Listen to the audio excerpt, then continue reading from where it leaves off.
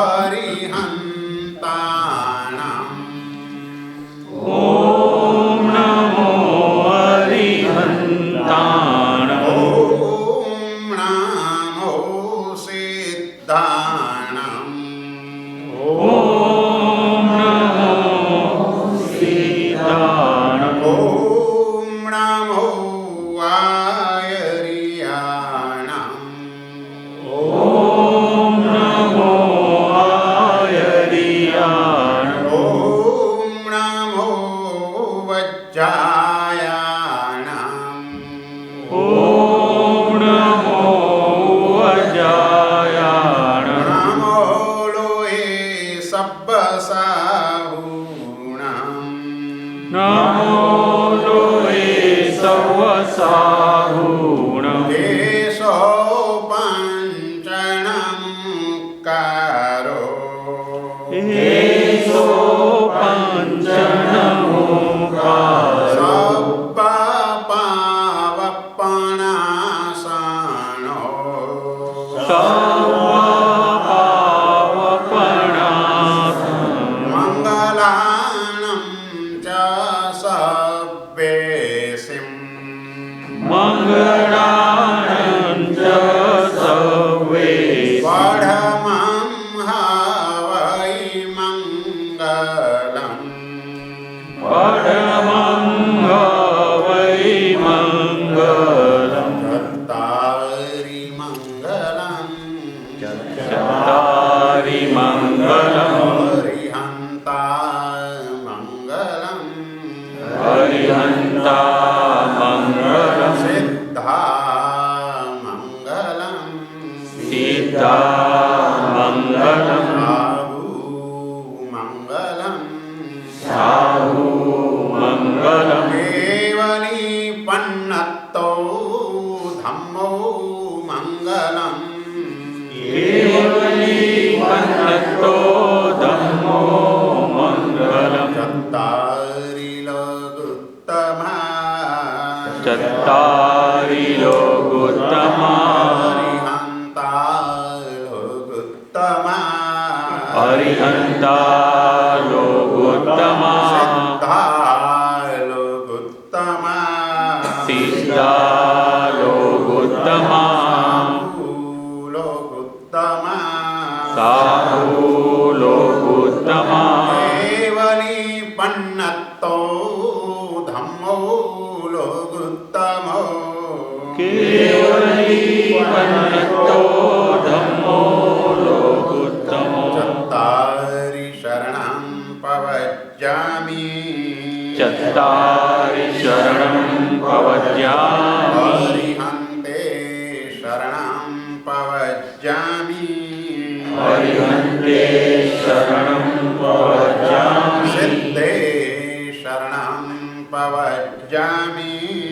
સિદ્ધે શરણં પ્રવજ્જામિ. સાધુ શરણં પવજ્જામિ. સાહુ શરણં પ્રવજ્જામિ. કેવલી પન્નત્તં ધમ્મં શરણં પવજ્જામિ. કેવલી પન્નतं ધમ્મં શરણં પ્રવજ્જામિ. નિબ્બાણમગ્ગે વરજાનકપ્પં. નિર્વાણમગ્ગે વરજાનકપ્પં. નાસિયાસે સકુવાઈદપ્પં. નાસ્યાસે સકુવાઈદપ્પં. અયં જીણાણં શરણં ગુહાણં. અયં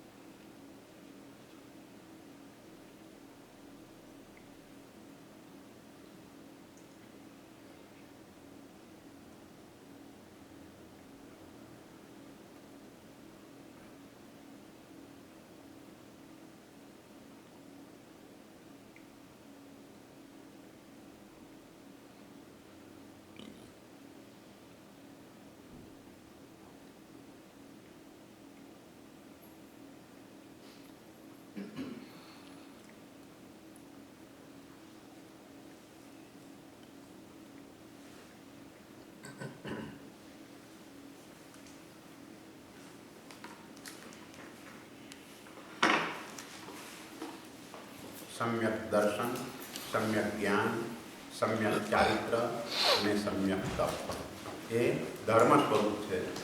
સમ્યક દર્શન પરમાત્માએ જે કહ્યું છે તેના ઉપર પૂર્ણ શ્રદ્ધા. તમેવ સત્યમ નિસંકમ જમ જીણેહિમ પવેયમ. જીનેશ્વર પરમાત્માએ જે કહ્યું છે તે સત્ય જ છે અને શંકા વગરનું છે એવી દ્રઢ માન્યતા, એનું નામ સમ્યક દર્શન. અથવા પદાર્થનો યથાર્થ બોધ, પદાર્થને યથાર્થ સ્વરૂપે જાણવું. જે વસ્તુ જે સ્વરૂપે છે તે વસ્તુને તે જ સ્વરૂપે જાણવી. હેને હે તરીકે, ઉપાદેયને ઉપાદેય તરીકે જાણવી, તે સમ્યક દર્શન જ્યારે હોય ત્યારે શક્ય બને છે. આ ગુણ જો ન હોય તો અરિહંત પરમાત્મા મળે તો પણ આપણું કલ્યાણ કરી શકતા નથી. સાક્ષાત અરિહંત પરમાત્માની દેશનામાં જઈએ પણ જો સમ્યક દર્શન નામનો ગુણ નથી તો એમની દેશના સાંભળીને ધર્મ કરવાનું મન થાય.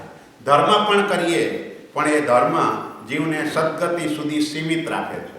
મોક્ષ સુધી એ ધર્મ આપણા આત્માને લઈ જઈ શકતો નથી. મોક્ષ સુધી ત્યારે જ લઈ જાય કે જ્યારે આત્મામાં સમ્યક દર્શન ગુણની પ્રાપ્તિ.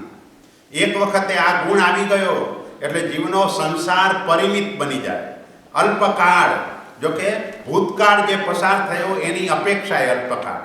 બાકી તો અર્ધ પૂતગલ પરાવર્ત કાળ સુધી પણ એક વખત સમ્યક દર્શનની પ્રાપ્તિ થાય પછી આત્મા સંસારમાં પરિભ્રમણ કરી શકે.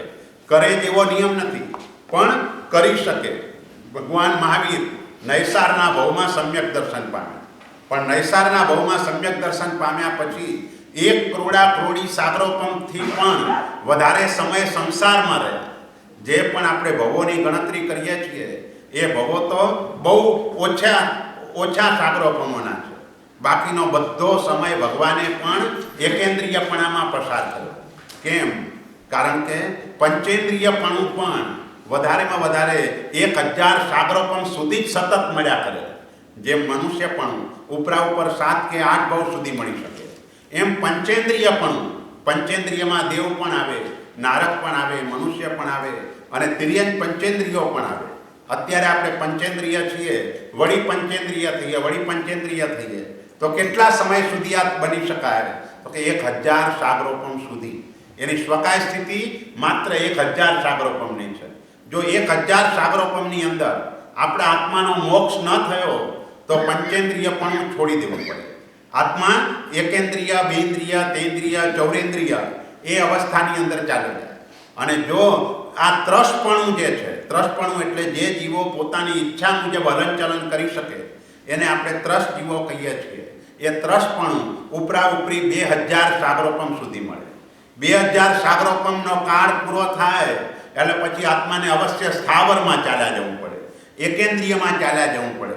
ભગવાનનો આત્મા નૈસારના ભવથી 1 કરોડ સાગરોપમ કરતાં પણ વધારે સમય સંસારમાં રહ્યો છે. એટલે ભગવાનના આત્માને પણ વધારે સમય એકેન્દ્રિયપણામાં સમ્યક દર્શન પામ્યા પછી પણ પસાર કરવો પડ્યો છે. એટલે સમ્યક દર્શન છે અતિ મહત્વનો. જો એ ટકી ગયો આત્મામાં તો 7-8 ભવોમાં પણ આત્માની મુક્તિ થઈ જાય. કોઈક વખતે સમ્યક દર્શનની સ્પર્શના થતાની સાથે અંતર્મુહૂર્તમાં જ શ્રેણી માંડીને મોક્ષે પહોંચી જાય. આવું પણ બની શકે. પણ કોઈક આત્મા જો વધારે ટાઈમ આ સંસારની અંદર પરિભ્રમણ કરે તો અર્ધ પૂતગલ પરાવર્ત કાળ. અર્ધ પૂતગલ પરાવર્ત એટલે કેટલો મોટો કાળ. આપણે જે 7 રાજલોક લેવો, 14 રાજલોક આમ ગણાય, પણ આપણે અડધો લેવો છે એટલે 7 રાજ. તો 7 રાજ પ્રમાણ જે ક્ષેત્ર છે એના પ્રત્યેક આકાશ પ્રદેશને જીવ ક્રમસર મરણ વડે સ્પર્શે ત્યારે અર્ધ પૂતગલ પરાવર્ત થાય. આ ક્ષેત્રથી કહેવાય. કાળથી કેવું હોય તો ઉત્સર્ગપીડીના પહેલા સમયે કોઈ મર્યો હોય, પછી બીજા સમયે મરણ પામે ત્યારે એનું મરણ ગણવાનું, ત્યાં સુધી એનું મરણ નહીં ગણવાનું. હવે ઉત્સર્ગપીડીનો બીજો સમય ક્યારે આવે? તો 20 કોડી સાગરોપમ પછી. કારણ કે પહેલા સમયે મર્યો, જ્યાં ઉત્પન્ન થયો ત્યાં મિનિમમ આયુષ્ય 256 આવલિકાનું છે. એ આયુષ્ય પસાર થઈ ગયું એટલે ઉત્સર્ગપીડીનો બીજો સમય તો ચાલ્યો ગયો. હવે ઉત્સર્ગપીડીનો બીજો સમય બીજા 20 કોડી સાગરોપમ પછી આવશે. પહેલા ને બીજા સમય વચ્ચેનું મિનિમમ અંતરું તે 20 કરોડ સાગરોપમ. પછી ત્રીજા સમયે મરે ત્યારે એનું મરણ ગણવાનું. બીજા પછી ત્રીજા સમયે પણ મિનિમમ 20 કોડાકોડી સાગરોપમ મિનિમમ, કારણ કે કોઈક વખતે મરે જેવો નિયમ નથી. એ ત્રીજો સમય આવે ત્યારે દેવલોકમાં હોય, નરકમાં હોય, અથવા મનુષ્યમાં પણ હોય તો એ મહાવિદ્ય ક્ષેત્રમાં હોય, ઐરવતમાં પણ હોય. અરે ભલે આ જ એરિયામાં હોય પણ એની બાજુના આકાશ પ્રદેશે ન હોય, અહીંના બદલે અહીંયા હોય અને ત્યાં મર્યો તો એનું મરણ નહીં ગણવાનું. એની બાજુના જ આકાશ પ્રદેશે જ્યારે મરણ થાય ત્યારે જ મરણ ગણાય. એમ અહીંયા બાજુના જ સમયે જ્યારે મરે ત્યારે એનું મરણ ગણવાનું. તો આવી રીતે આ ઉત્સર્ગિણીના 10 કરોડ સાગરોપમ જેટલો કાળ થયો અને 10 કરોડ સાગરોપમના જેટલા સમયો આપણા આંખના પલકારામાં અસંખ્ય સમય થાય. કોઈ જીર્ણ વસ્ત્ર ફાડે તો એક તાંતડાને બીજા તાંતડાની વચ્ચે ફાટતા જેટલો સમય લાગે એને પણ અસંખ્ય સમય કહેવાય. કોઈ કમળના પાન 100 હોય એને કોઈ ભાલાથી યુવાન વિંધે તો પેલાને બીજા પાનની વચ્ચે વિંધાતા જેટલો સમય જાય એમાં પણ અસંખ્ય સમય પસાર થઈ જાય. તો આ 10 કરોડી સાગરોપમ એના કેટલા સમયો થાય? એ દરેક સમયને ક્રમસર મરણ વડે સ્પર્શે. એટલે મિનિમમ ટાઈમ કેટલો? તો કે 10 કરોડી સાગરોપમના જેટલા સમયો ઇન્ટુ 20 કોડાકોડી સાગરોપમ. કારણ કે એક ને બીજા વચ્ચેનું અંતર મિનિમમ આટલું છે. તો આને અર્ધપુદ્ગલ પરાવર્ત કાળ કહેવાય. તો આવો એક વખત સમ્યક દર્શન પ્રાપ્ત થયું તો પણ એના માટે એક આશ્વાસન છે. આજ દિવસ સુધી તો અસંખ્ય પુદ્ગલ પરાવર્ત સુધી પરિભ્રમણ કર્યું છે. હવે જે પરિભ્રમણ કરવાનું છે એ માત્ર અર્ધપુદ્ગલ પરાવર્ત કાળમાં જ આત્માનો મોક્ષ થઈ જવાનો છે. આટલો જ સમય હવે રહેવાનો છે. આનાથી વધારે સમય સંસારમાં પરિભ્રમણ કરવાનું નથી. એટલે આપણો પુરુષાર્થ તે સમ્યક દર્શનની પ્રાપ્તિ માટેનો અવશ્ય હોવો જોઈએ. સૌથી પહેલું કાર્ય, કારણ કે જો સમ્યક દર્શન નથી, અરિહંત મળે, આચાર્ય મળે, ઉપાધ્યાય મળે, સાધુ મળે, કોઈ આપણા આત્માનું કલ્યાણ કરી શકે નહીં. કારણ કે ધર્મનો ભલે ઉપદેશ આપે, અસર પણ થાય, પણ ધર્મ કરવા દ્વારા પણ જીવ સદગતિમાં જાય, પણ સદગતિમાંથી વળી પાછો પટકાતો જાય. એટલે એની આ જ સ્થિતિ રહે. ગુણને પણ પ્રાપ્ત કરવા હોય તો પહેલા આ ગુણ આવે, પછીના ગુણને ગુણ કહેવાય. આ ગુણ નથી તો એ પછી 9 પૂર્વ સુધી ભણે તો પણ એને અજ્ઞાની કહે છે. જે આત્મામાં સમ્યક દર્શન નથી એ આત્મા 9 પૂર્વ સુધીનું જ્ઞાન પ્રાપ્ત કરે તો પણ અજ્ઞાની. એટલે આવો અજ્ઞાની પૂર્વ કરોડ વર્ષ સુધી જે સાધના કરીને કર્મ ખપાવે એના કરતાં વધારે કર્મ જ્ઞાની એક શ્વાસોશ્વાસ જેટલા સમયમાં ખપાવે. અને જ્ઞાની એટલે સમ્યક દર્શન ગુણથી યુક્ત આત્મા. બસ આ જ જ્ઞાની છે. એને નવકાર ના આવડતો હોય તો પણ જ્ઞાની. મરુદેવા માતા આખા ભવચક્રમાં ક્યારેય નવકાર નથી કર્યો, કારણ કે એ તો અવ્યવહાર રાશિની નિગોદમાં હતા. ત્યાંથી બહાર નીકળ્યા કેળના ભવ તરીકે, ત્યાં પણ એને નવકાર મળ્યો નથી. કેળના ભવમાંથી સીધા તીર્થંકરની માતા તરીકે, પણ ત્યાંય નવકાર નથી, કારણ કે હજુ ધર્મતીર્થની સ્થાપના થઈ નથી. હજુ તો ધર્મતીર્થની સ્થાપના થવાને વાર છે. ભગવાનને કેવલ જ્ઞાન થાય ત્યાર પછી ધર્મતીર્થની સ્થાપના થાય. પણ બન્યું એવું કે પરમાત્માને કેવલ જ્ઞાન થયું અને મરુદેવા માતાને પણ પોતે એનું જે સ્વરૂપ જોઈને જે ભાવનાઓ ભાવી એનાથી એ પોતે કેવલી તો થયા, પણ હજુ ભગવાનનું સંવત્સરણ રચાય અને ભગવાન ધર્મતીર્થની સ્થાપના કરે એના પહેલા જ મોક્ષે ચાલે ગયા. બોલો, એક નવકાર આખા ભવચક્રમાં નથી ગણ્યો તો પણ એ જ્ઞાની.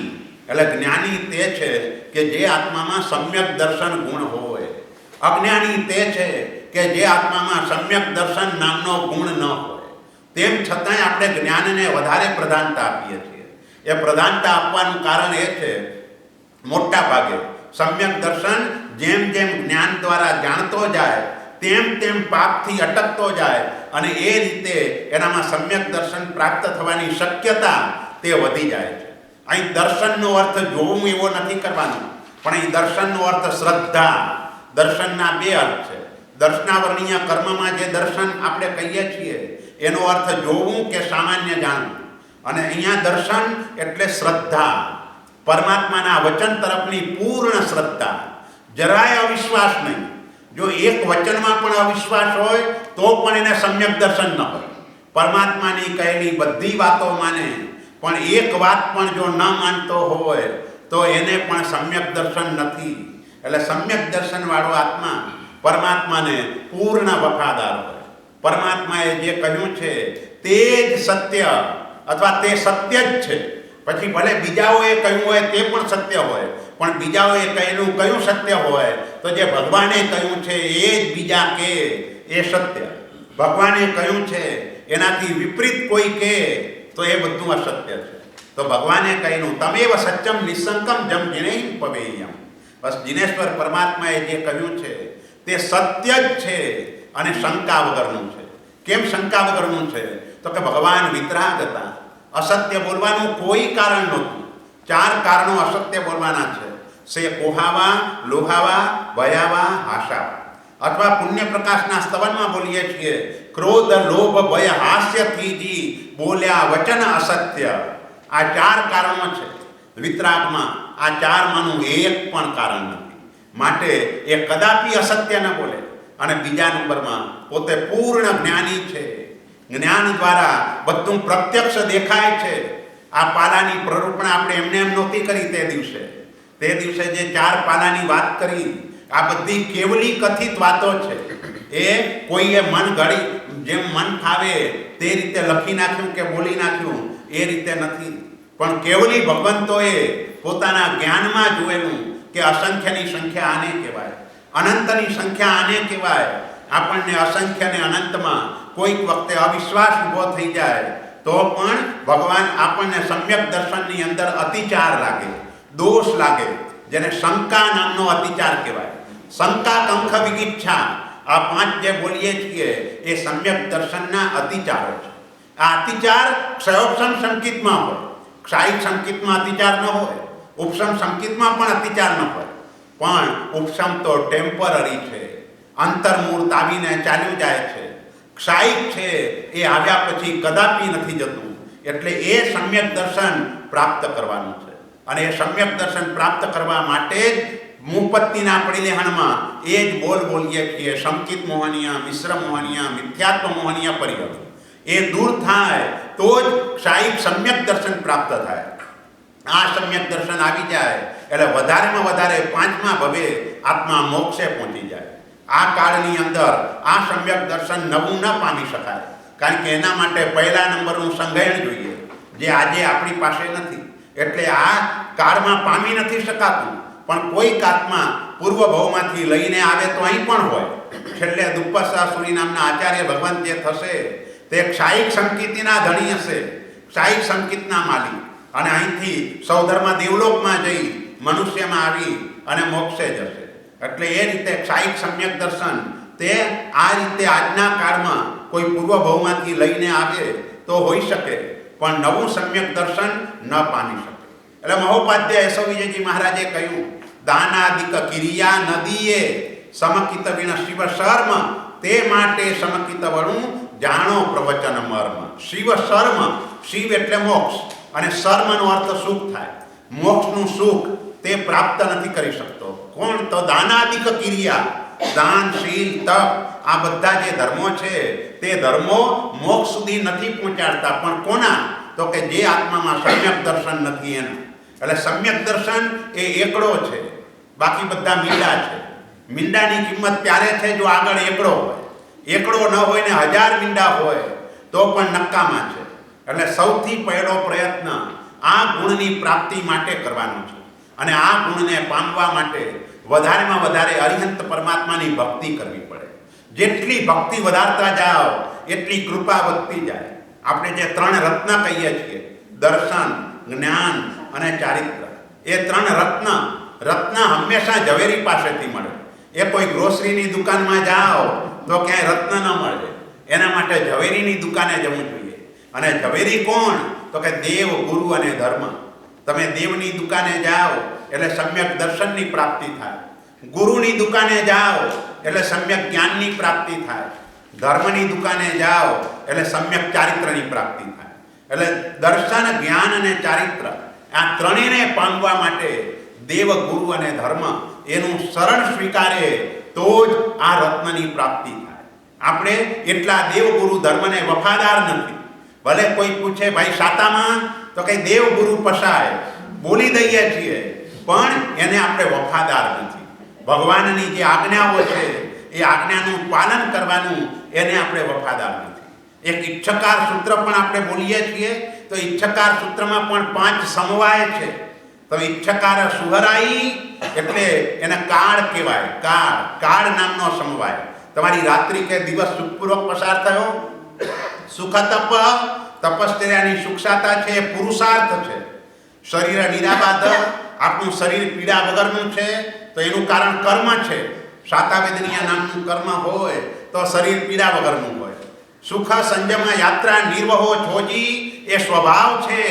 કારણ કે સંયમ યાત્રાની અંદર પ્રવર્તો છો એ સ્વભાવ છે. અને સ્વામી સાતા છેજી એ ભવિતવ્યતા છે. એટલે આ 5 જે સમવાય કારણો આપણે કહીએ છીએ એ એક સૂત્રની અંદર આ 5 સમવાય કારણો બતાવી દીધા છે કે તમે કાળ પુરુષાર્થ બધું અહીં કને બતાવેલું છે. આપણે એ રીતે ક્યારેય વિચારતા જ નથી. આપણે પૂછીએ, કોઈ સાતા પૂછે, અરે કઈ ભાઈ દેવગુરુ પસાય. પણ દેવગુરુની કૃપા એટલે શું? દેવગુરુની કૃપા ક્યારે પ્રાપ્ત થાય? દેવગુરુ પસાય ચંપા શ્રાવિકા પણ બોલેલી, પણ ચંપા શ્રાવિકાને આ દેવગુરુ પસાયથી કેટલો મોટો લાભ થયો. અકબર બાદશાહ એ પ્રતિબોધ પામ્યો. હીરસુરી મહારાજ એની પાસે ગયા. હીરસુરી મહારાજ એટલે કેટલા પ્રખર વિદ્વાન. આ હીરસુરી મહારાજનો પણ જ્યારે અંત સમય ચાલી રહ્યો હતો, છેલ્લું ચોમાસું ઉનાની અંદર હતું અને ઉનાની અંદર એમને ખ્યાલ આવી ગયો કે હવે મારા કાળ ધર્મ નજીકમાં છે. ખબર પડી ગઈ કે હવે આ દીવામાંથી તેલ ઓછું થઈ રહ્યું છે, ફૂટી રહ્યું છે. એ ખબર પડી એટલે તરત જ નિર્ણય કર્યો કે હવે મારે દવા કે કાંઈ લેવું નથી. સંઘને ખબર પડી તો એ કે નહીં ભાઈ, આવી રીતે તો કેમ ચાલે? આ મહાપુરુષને ગુમાવવા કંઈ આપણને પાલવે નહીં. શિષ્યોએ ઘણું સમજાવ્યા કે સાહેબ દવા લો, ભલે જે થવાનું હશે તે થશે, પણ આ દવાને શા માટે છોડો છો? તો પણ ના પાડી દીધી. હવે જવાનું નક્કી છે. શા માટે આ ઉપચાર બધા કરવાના? પછી એક વખતે બન્યું એવું, 2-3 દિવસ પછી ઓલા કોઈ મહાત્માઓ સ્વાધ્યાય નહોતા કરતા. એટલે જોયું કે આ મહાત્માએ પૂછ્યું આચાર્ય ભગવંતે કે આજે કેમ કોઈ સ્વાધ્યાય નથી કરતા? તો ભાઈ અસજ્જાય છે. કે સાની અસજ્જાય? અત્યારે ક્યાં એવો અકાળે વરસાદ આવ્યો છે, અકાળે ક્યાં નવપતજીની આરાધનાના દિવસો ચાલે છે કે એમાં અસજ્જાય હોય. તો એને કહ્યું કે ભાઈ અહીંયા કને બધા બાળકો રડી રહ્યા છે અને એનો અવાજ આવે છે. હવે બાળકો કેમ રડે છે? કારણ શું? તો કે દરેકની માતાએ સ્તનપાન કરાવવાનું બંધ કરી દીધું છે. કે આ રીતે આ ગુરુ એ જો છોડી દે આહાર પાણીને, તમારે બાળકોને પણ દવડાવવા નથી. બાળકોનું પણ આહાર પાણીને આ રીતે બંધ કરી દીધા. અને પછી તરત જ આચાર્ય ભગવંત બોલ્યા કે કહી દો બધાને કે સ્તનપાન કરાવી દે. હું પારણું કરું છું, હું હમણાં જ દવા લઉં છું. એટલે આવા હીરસુરીશ્વરજી મહારાજ એના ઉપદેશથી અકબર બાદશાહ તે પ્રતિબોધ પામી ગયો. ખાલી દેવગુરુ પસાય એ શબ્દોએ આટલી બધી કમાલ કરી દીધી. આપણે તો ખાલી ઔપચારિક રીતે દેવગુરુ પસાય બોલી જઈએ છીએ, પણ દેવગુરુ પસાય બોલીએ એટલે એને આપણે સમર્પિત થઈ ગયા હોવા જોઈએ, એના શરણે ચાલ્યા જઈએ.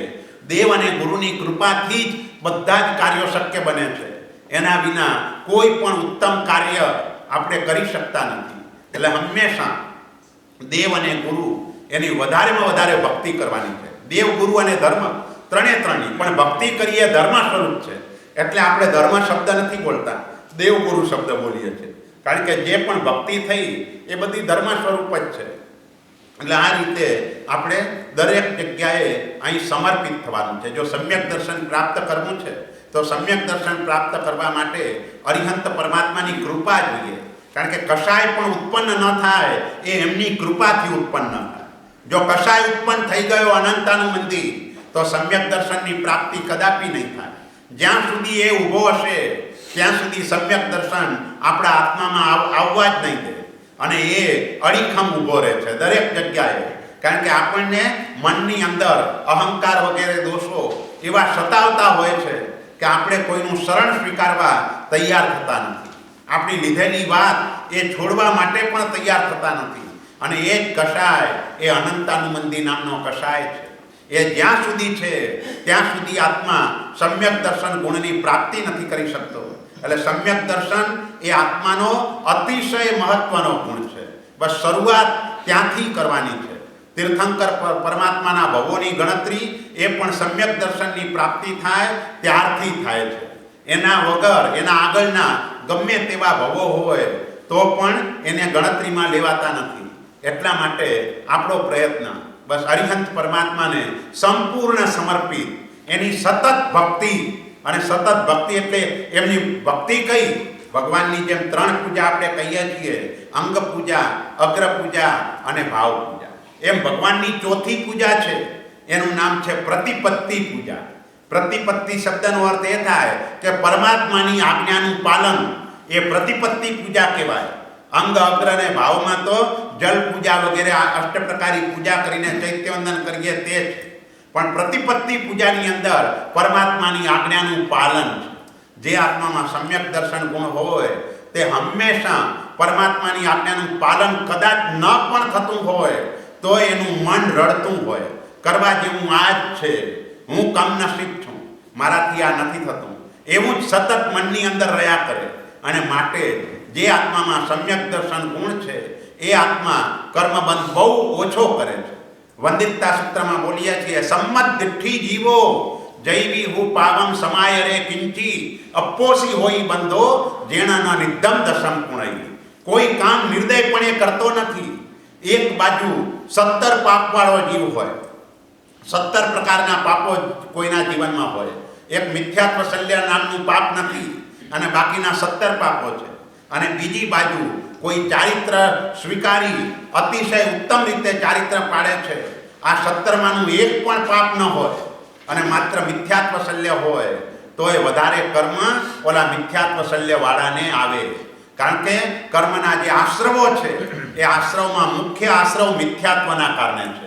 પછી અવિરતિ, પ્રમાદ, કષાય, યોગ, આ ક્રમશર એકબીજાને રવાના કરવા પડે છે. સૌથી પહેલા મિથ્યાત્વને રવાના કરવું પડે છે, પછી અવિરતિ દૂર થાય, પછી પ્રમાદ દૂર થાય, કષાય દૂર થાય અને પછી યોગ દૂર થાય. જ્યારે અયોગી અવસ્થા આવે ત્યારે કર્મ એક પણ આવે નહીં. 14મું ગુણસ્થાનક આવે ત્યારે નવા કર્મો આત્મા ઉપાર્જન ન કરે અને 5 રસ્વાક્ષરના ઉચ્ચારણ જેટલા કાળની અંદર એ આત્મા મોક્ષે પહોંચી જાય. તો આ સમ્યક દર્શન એ સિદ્ધ પદ મેળવવા માટે બીજ સ્વરૂપ છે. માટે આ પુરુષાર્થ દરેક બાબતમાં મારા ભગવાને શું કહ્યું છે એને વારંવાર યાદ કરવાનું. છેવટે એનાથી લાભ શું થશે તો કે આપણો એવો અનુબંધ થશે કે અહીંથી ભવાંતરમાં જ્યાં પણ જઈશું ત્યાં પણ ભગવાનની આજ્ઞાનો વિચાર આવશે. અને ભગવાનની આજ્ઞાનો જેને વિચાર આવે એને ભગવાનનું શાસન મળે. કારણ કે ભગવાનની આજ્ઞા શું છે એ ભગવાનનું શાસન મળ્યા વગર ખબર કઈ રીતે પડે. એટલે ભગવાનનું શાસન મળવાનું રિઝર્વેશન થઈ જાય. કુમારપાળ મહારાજા રોજ પરમાત્માને પ્રાર્થના કરતા.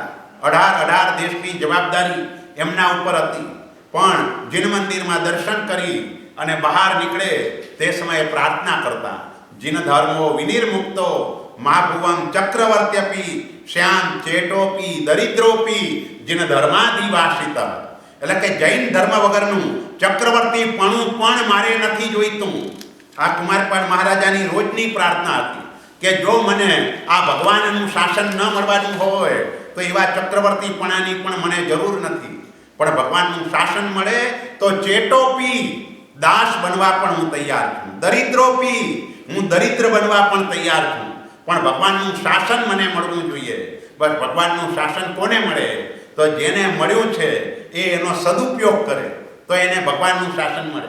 પણ જે સમયે મળ્યું છે તેવા સમયે ભગવાનની આજ્ઞાનો કોઈ દિવસ વિચાર જ ન કરે, મન ફાવે તે રીતે જ વર્તતો હોય, સાંભળવા છતાં પણ કાંઈ આત્મહિત કરવાની ભાવના જ ન હોય, તો પછી એને ભગવાનનું શાસન બીજા ભવોની અંદર ન મળે.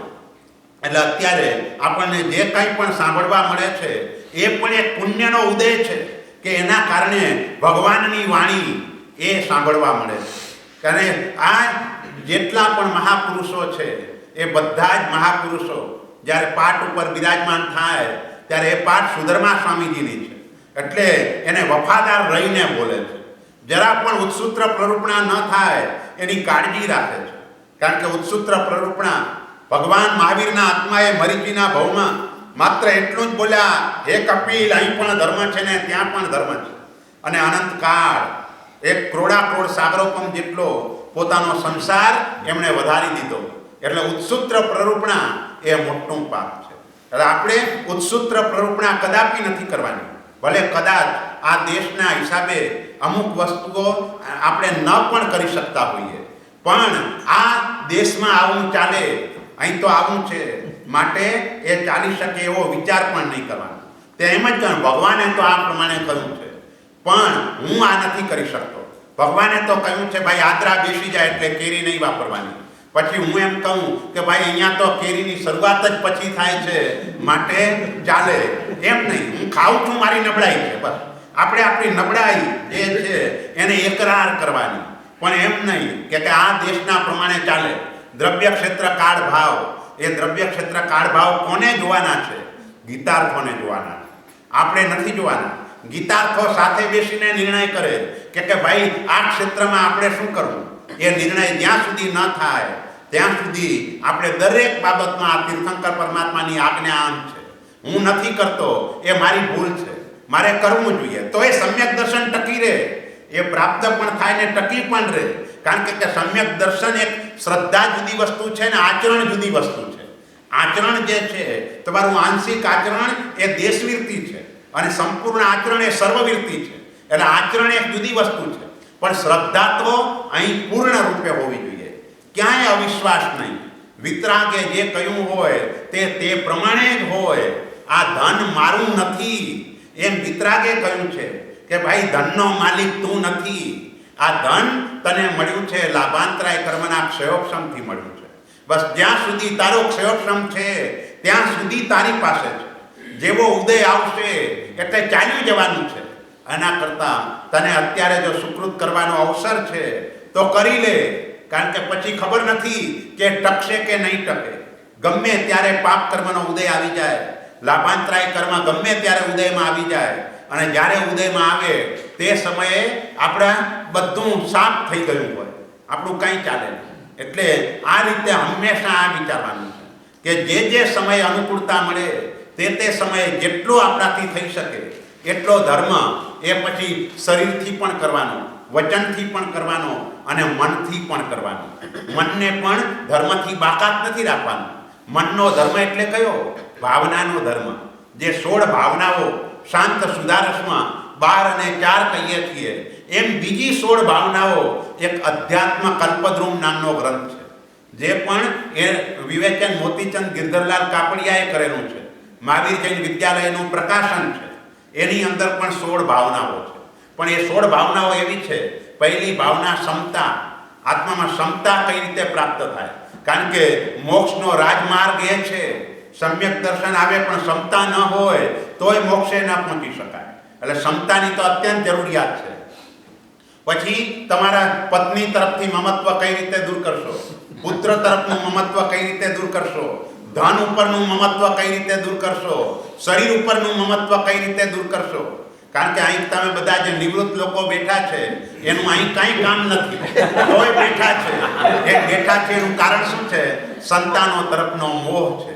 એક આ કારણ છે. પોતાના દીકરા દીકરી એ અહીં કને ક્યાંક પરણાવેલા છે, એટલે એને એમ છે કે હું નજીકમાં રહું. આપણે જ્યારે આવ્યા તે વખતે મા બાપને છોડીને અહીં આવ્યા હતા. હવે એ ક્યાં વિચાર કરવાનો કે હવે આમના માટે થઈને મારે રહેવાનું? એમને એમ પણ આપણે આવી શકીએ અને સંભાળ લઈ શકીએ, પણ આપણી નબળાઈ છે. તો એ નબળાઈને કઈ રીતે દૂર કરવી, એવા બધા વિષયો એ આ અધ્યાત્મ કલ્પદ્રુમ નામના ગ્રંથની અંદર સરસ રીતે એની રજૂઆત કરી છે. કારણ કે સમ્યક દર્શન તો જ છે કે જો મનની પવિત્રતા છે. જ્યાં સુધી સમ્યક દર્શન ના આવે ત્યાં સુધી મનથી ધર્મ શક્ય જ નથી. આપણે પ્રતિક્રમણાદી ક્રિયાઓ કરીએ છીએ, પણ એ ક્રિયાઓમાં આપણું મન ચોંટતું નથી. આ નથી ચોંટતું એનું કારણ શું? તો કે એનું કારણ આપણામાં સમ્યક દર્શન નામનો ગુણ નથી, માટે નથી ચોંટતું. જેના પણ સમ્યક દર્શન ગુણ હોય એ ભગવાને જે અનુષ્ઠાન બતાવ્યું હોય એ અનુષ્ઠાનની અંદર એનું મન લાગી જાય. એનું મન એ અનુષ્ઠાનમાંથી બહાર જ ન નીકળે. જ્યારે સમ્યક દર્શન આવે ત્યારે સંસારના વિચાર લાવવા માટે પુરુષાર્થ કરવો પડે. એમને એમ સહજ રીતે આપણને સંસારના વિચારો આવે છે. સહજ રીતે મારે કયા કામો કરવાના છે એ બધા વિચારો ચાલ્યા કરે છે. એ વિચાર સમ્યક દૃષ્ટિ આત્માને ના આવે. જે આત્મામાં મિથ્યાત્વ ભારોભાર પડેલું હોય એ જ રાત દિવસ ધનના વિચારો કરે, પરિવારના વિચારો કરે, ઘરના વિચારો કરે, શરીરના વિચારો કરે. જે આત્મામાં સમ્યક દર્શન હોય એને આ કાંઈ પડી પણ ન હોય, એની સાથે કાંઈ લેવા દેવા પણ નથી. ભલે કર્મના સંયોગે આ બધું થઈ ગયું છે તો એની વચ્ચે પણ કમળની જેમ તે નિર્લેપ રહે. એટલે આ ગુણ આપણામાં છે કે નહીં એની આપણે ખાતરી કરવાની છે. તમે તત્વાર્થ સૂત્રના પહેલા અધ્યાયની અંદર જ એની ખાતરી માટેના 5 લક્ષણો જોયા: સમ, સંવેગ, નિર્વેદ, અનુકંપા અને આસ્તિક્ય. હવે આપણે વિચારવાનું છે કે મારામાં આસ્તિક્ય કેટલું છે, અનુકંપા કેટલી છે. બોલો, આસ્તિક્ય એટલે પરમાત્માના વચન તરફની પૂર્ણ શ્રદ્ધા. આ હજુ કદાચ છે, પણ અનુકંપા છે કે નહીં એ વિચારવાનું કે અનુકંપા કેટલી છે. કોઈ પણ જીવને દુઃખી જોઈને હૃદય દ્રવી જાય.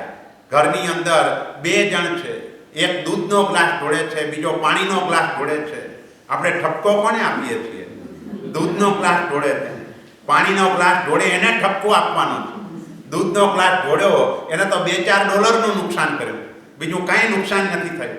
પાણીનો ગ્લાસ ઢોળાયો, અસંખ્ય જીવોની વિરાધના થઈ ગઈ. ત્યાં કને કરુણા ભાવ જો હોત તો ત્યાં ઠપકો આપત.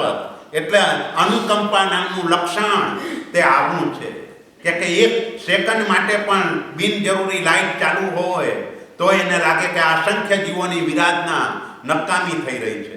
એટલે ત્યાંથી બચવાનો પ્રયત્ન કરે. પૃથ્વી, પાણી, અગ્નિ, વાયુ, વનસ્પતિ આ બધા જીવો તરફ એવી કરુણાવાળો હોય કે એ જીવોની પણ રક્ષા કરવાનું વિચારે. એટલે અનુકંપા તે છે. આવા પ્રકારની અનુકંપા આપણને આવવી જોઈએ. પાણીનો ઉપયોગ ઘીની જેમ કરવાનો છે. જેમ ઘી વાપરીએ એ રીતે પાણી વાપરવાનું છે. પણ એના બદલે ગમે તેટલું પાણી ઢોળાય, ક્યાંય પેટનું પાણી પણ હલતું નથી. તો એ જે સ્થિતિ છે એ સમ્યક દર્શનથી દૂર રાખે છે. જીવ તરફની કરુણા નથી. એ આવ્યા પછી નિર્વેદ આવશે, એના વિના નિર્વેદ નહીં આવે. સંસાર ઉપર જે કંટાળો છે એ તમે દુઃખી જીવોને જુઓ એટલે પછી નિર્વેદ આવે, કંટાળો આવે કે આ જે પણ દુઃખ દેખાય છે એ દુઃખ પડવાનું એ લોકોનું કારણ એ છે કે પૂર્વ ભવની અંદર બિચારાઓએ જુદા જુદા પાપ કર્મો કરેલા છે, એના કારણે આ દુઃખી છે. તો અત્યારે તો પાપ વિના આપણું જીવન જરા પણ ચાલતું નથી. સતત પાપ પ્રવૃત્તિ કરવી પડે છે. અહીં કને સમ્યક દર્શન પ્રવૃત્તિને નહીં પણ વૃત્તિને રોકી દે છે. આપણે વૃત્તિને રોકવાની છે, પાપની વૃત્તિને. ઓળો બિલાડી જે છે, બિલાડી આખા દિવસમાં એક જ ઉંદરને ખાય છે, પણ એની લેસ્યા 24 કલાક ઉંદરને મારવાની છે. એટલે વૃત્તિ જે છે એની ઉંદરને મારવાની છે. બસ આવી વૃત્તિ ન જોઈએ. એ પ્રવૃત્તિ થઈ એટલું જ પાપ નથી, પણ જે વૃત્તિ છે એનું પાપ એના કરતાં પણ અનેક ગણું વધારે છે. આપણી વૃત્તિ પૈસા કમાવાની છે.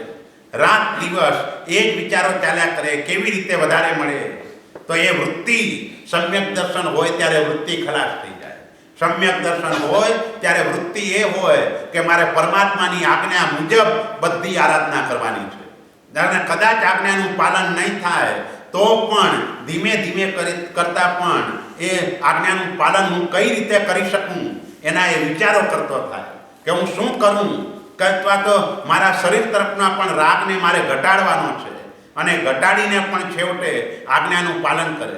કારણ કે પરિસહો એને સહન કર્યા વિના કર્મની નિર્જરા થવાની નથી. કર્મની નિર્જરા મહાત્માઓ પણ આ પરિસહોને સહન કરે છે. એમ આપણે પણ આ પરિસહોને સહન કરવાના છે. અહીંથી ભારત જવું છે અને ખાવાનું રસ્તામાં ખૂટી ગયું તો ગમે તે હોય તો ભૂખને સહન કરવાની છે, પણ ગમે તે અભક્ષ્યને મોઢામાં નથી નાખી દેવાનું કે પીવામાં ગમે તે ઠંડા પીણા એને નથી પી લેવાના. આ પણ એક પરિસહ છે. ક્ષુધા પરિસહ, પીપાસા પરિસહ. ભૂખ અને તરસ ગમે તેવી લાગે તો એ નિર્દોષ આહાર પાણી મળે તો જ વાપરવા. આપણા માટે નિર્દોષ એટલે અભક્ષ્ય ન હોવું જોઈએ, અનંતકાય ન હોવું જોઈએ. બસ એવું આપણે મળે અને વાપરીએ તો જેટલો સમય તમે ભૂખને સહન કરી એટલા સમયનો અણસણનો લાભ મળે. જેટલો સમય સહન કરે અને એ સહન કર્યા પછી પણ થોડું ઓછું વાપરો એટલે ઉણોદરીનો લાભ મળે. સહન કર્યા પછી આપણને મળ્યું જ ઓછું અને ઓછું વાપર્યું, પણ ઓછું વાપરતી વખતે મનની અંદર એ ભાવ આવી જાય, સારું થયું વધારે ન મળ્યું. જો વધારે મળ્યું હોત તો વધારે ખવાઈ જાત રસગારોના કારણે, અને પછી મને મનની અંદર જે અત્યારે સ્વાધ્યાય કરવાનો ભાવ જાગ્યો છે એ ન જાગત, એના બદલે મનના વિકૃત પરિણામ આવત. માટે સારું થયું ઓછું મળ્યું. એટલે એ રીતે વિચારવાનું છે. ઉણોદરી એટલે તપની પણ આજે વાત કરવાની છે. આપણો આહાર, પુરુષનો આહાર આખા દિવસનો 32 કોળિયા પ્રમાણે જ હોવો જોઈએ. આનાથી વધારે આહાર ન હોય. બહેનોનો 28 કોળિયા અને પુરુષોનો 32 કોળિયા. આખા દિવસનો મળીને માત્ર આટલો જ આહાર કરવાનો છે. આનાથી વધારે આહાર આપણે નથી કરવાનો. અને એમાં પણ કહ્યું કે તમારે ઉણોદરી રાખવાની. આ તમારી ભૂખ આટલાથી સંતોષ થાય, પણ એમાં પણ ઉણોદરી રાખવાની. 32 અને 28 કોળિયા કરતાં પણ ઓછું જમવાનું છે. જો એ થાય તો જ વિનય થાય. જે પેટ ભરીને જમે એ વિનય ન કરી શકે. એને ખમાસમણ આપવાના હોય તો એ બેઠા બેઠા ખમાસમણ આપી દે. એને વિનય ન થાય. વિનય કરવા માટે ઉણોદરી જોઈએ. એટલે આ બધાને પરસ્પર સંબંધ છે. સમ્યક દર્શન આવી જાય એટલે આ બધાનો લાભ અનેક ગણો વધી જાય. એક નવકારસીનું પચખાણ પણ સમ્યક દર્શન આવ્યા પછી કર્યું એટલે 100 વર્ષ સુધી નરકનો જીવ અકામ નિર્જરા કરીને જેટલા કર્મો ખપાવે એટલા કર્મો એક નવકારસીના પચખાણથી ખપે. બોલો, તાંબલી તાપસે 60,000 વર્ષ તપ કર્યો અને તોય એને નવકારસીના પચખાણ જેટલોય લાભ ન થયો. કેમ? સમ્યક દર્શન નહોતું, મિથ્યાત્વ હતું. તો મિથ્યાત્વના કારણે 60,000 વર્ષ સુધી ઘોર તપ કરવા છતાંય સમ્યક દ્રષ્ટિની નવકારસી જેટલોય લાભ ન થયો. સમ્યક દ્રષ્ટિ આત્મા એક પોરસીનું પચખાણ કરે, એક મીંડું વધી જાય 1000 વર્ષ. પણ નવકારસી ને પોરસી વચ્ચે તો કેટલો ફરક! માત્ર 3 કલાકે સૂર્યોદય પછી પોરસી લગભગ આવી જાય અને પેલી 48 મિનિટ આવી હોય. 2.25 કલાક બસ આટલો સમય લંબાવી દે એટલે આટલો મોટો લાભ. 1000 વર્ષ 60 પોરસીએ પહોંચે 10,000 વર્ષ. પૂરીમઠ કરે 1,00,000 વર્ષ. અવટ કરે 10 લાખ વર્ષ. એટલે આટલા બધા કર્મોની નિર્જરા થાય. પણ એના માટેની શરત એ છે કે સમ્યક દર્શન નામનો ગુણ હોવો જોઈએ. જો આ ગુણ હોય તો આટલો મોટો લાભ છે. આ ગુણ ન હોય તો આટલો મોટો લાભ નથી. એટલે પુરુષાર્થ અહીં કરવાનું છે. બાકીના બધા પાપની અંદર કાંઈક હિંસા કરી, જુઠ્ઠું બોલ્યા, ચોરી કરી, કાંઈક ને કંઈક કરવાનું છે. મિથ્યાત્વમાં કરવાનું કાંઈ નથી, માન્યતા જ બદલવાની છે. મનને જ બદલવાનું છે, બીજું કાંઈ નથી કરવાનું. તમારું મન ચેન્જ થઈ ગયું એટલે મિથ્યાત્વ ચાલી જાય. મિથ્યાત્વ એ મનનું પાપ છે, મનની માન્યતા છે. સોમવારે અહીં જવાનું, મંગળવારે અહીં જવાનું, બુધવારે ને ગુરુવારે સિદ્ધિ વિનાયક પાસે દોડી જવાનું, રવિવારે અગ્નેલ બાબા પાસે જવાનું. આ બધા મનના વિકલ્પો છે. મનના વિકલ્પોને સમાવવાના છે. મનની અંદર આવો કોઈ વિકલ્પ જ ઊભો ન થાય. જીના ભગતે જે નવી થયું તે અન્યથી નવી થાય. પરમાત્માના ભક્તથી જે ન થયું હોય એ બીજાથી કદાપી ન થાય. કારણ કે આપણો પાપ કર્મનો ઉદય હોય તો કોઈ આપણને સુખ ના આપી શકે ગમે તે રીતે. પણ જ્યારે પુણ્યનો ઉદય થાય, કદાચ કોઈ બીજા દેવદેવીની માનતા પણ માને છે અને એને કદાચ સારું પણ થાય છે, ક્ષણવાર માટે માની લઈએ કે એને કંઈક સારું મળ્યું, તો પણ એને રાજી થવા જેવું નથી. કારણ કે તારું જે કર્મ, પુણ્ય કર્મ પછી ઉદયમાં આવવાનું હતું એ વહેલું ઉદયમાં આવ્યું. ઉદીરણા કરીને તો લાવી હજી તારે ઓલું કર્મ તો ભોગવવાનું બાકી રહ્યું. એ જ્યારે ઉદયમાં આવશે ત્યારે ભોગવવું જ પડશે. એના કરતાં જે પરિસ્થિતિ ઊભી થઈ છે એને તું પ્રસન્નતાથી ભોગવી લે, નહીતર ઓલો કર્મ પાછું બાકી રહેશે અને તે અણસમજ વખતે આવી ગયું તો તેવા સમયે વળી નવા બંધાશે. એટલે સમ્યક દર્શન પુરુષાર્થ ત્યાં કને કરવાનો છે. એ પુરુષાર્થ થયો એટલે ઓટોમેટિક જ્ઞાન સમ્યક થઈ ગયું. ભલે અલ્પ પણ જ્ઞાન હોય, એ કદાચ નોવેલના પુસ્તકો વાંચે તો એને જ્ઞાની કહેવાય. કારણ કે એમાંથી માત્ર સાર જ ગ્રહણ કરે. જેમ રાજહંસ હોય, દૂધ અને પાણી ભેગું કરીને આપો, દૂધ પી જાય, પાણી પડ્યું રહે. બસ એમ જે આત્મા સમ્યક દર્શનથી યુક્ત હોય, તમે ગમે તેવી ગંદકીવાળા પણ પુસ્તકો એના હાથમાં આપો, એ ગંદકી તરફ નજર પણ ન નાખે. જે ગ્રહણ કરવા જેવું છે એટલું ગ્રહણ કરી લે અને બાકીનું બધું છોડી દે. પણ છોડી દે એટલે કોઈના તરફ દ્વેષ ભાવ નહીં. આપણે જેમ કહ્યું બીજા દેવદેવીઓને માનવાના નહીં, તો નહીં માનવાના એટલે એના તરફ દ્વેષ ભાવ નથી રાખવાનો, ત્યાં પણ માધ્યસ્થ ભાવ રાખવાનો છે. દ્વેષ તો એક પણ જીવ તરફ નથી રાખવાનો. જગતના કોઈ જીવ તરફ દ્વેષ ભાવ નથી. જગતમાં જેટલા પણ જીવો છે બધા તરફ મૈત્રી ભાવ. બસ આ સમ્યક દર્શન આવે એટલે જગતના બધા જીવો તરફ મૈત્રી ભાવ આવે. આપણે જે ત્રણ સામાયિક કહીએ છીએ, સામ સામાયિક, સમ સામાયિક અને સમ્મ સામાયિક. સામનો અર્થ સામ્યતા, પરસ્પર સામ્યતાનો અર્થ મૈત્રી ભાવ થાય. તમે કર્મી બંતે બોલો સાવજ્જમ જોગમ પચ્ચખામી, એટલે જગતના બધા જીવોની સાથે મૈત્રી તમે બાંધી દીધી. કારણ કે કોઈ પણ પાપને યોગ્ય મન વચન અને કાયા દ્વારા કોઈ પ્રવૃત્તિ નહીં કરવી. એટલે એ જગતના સર્વ જીવોની સાથે મૈત્રીનો બ્રિજ બંધાયો. એટલે આ મૈત્રી ભાવ છે. સામ સામાયિક એ મૈત્રી ભાવને લાવે અને એના દ્વારા સમ્યક દર્શનની પ્રાપ્તિ થાય. પ્રાપ્ત થયેલું સમ્યક દર્શન નિર્મળ થાય અને એના સાકરના સ્વાદ જેવું છે.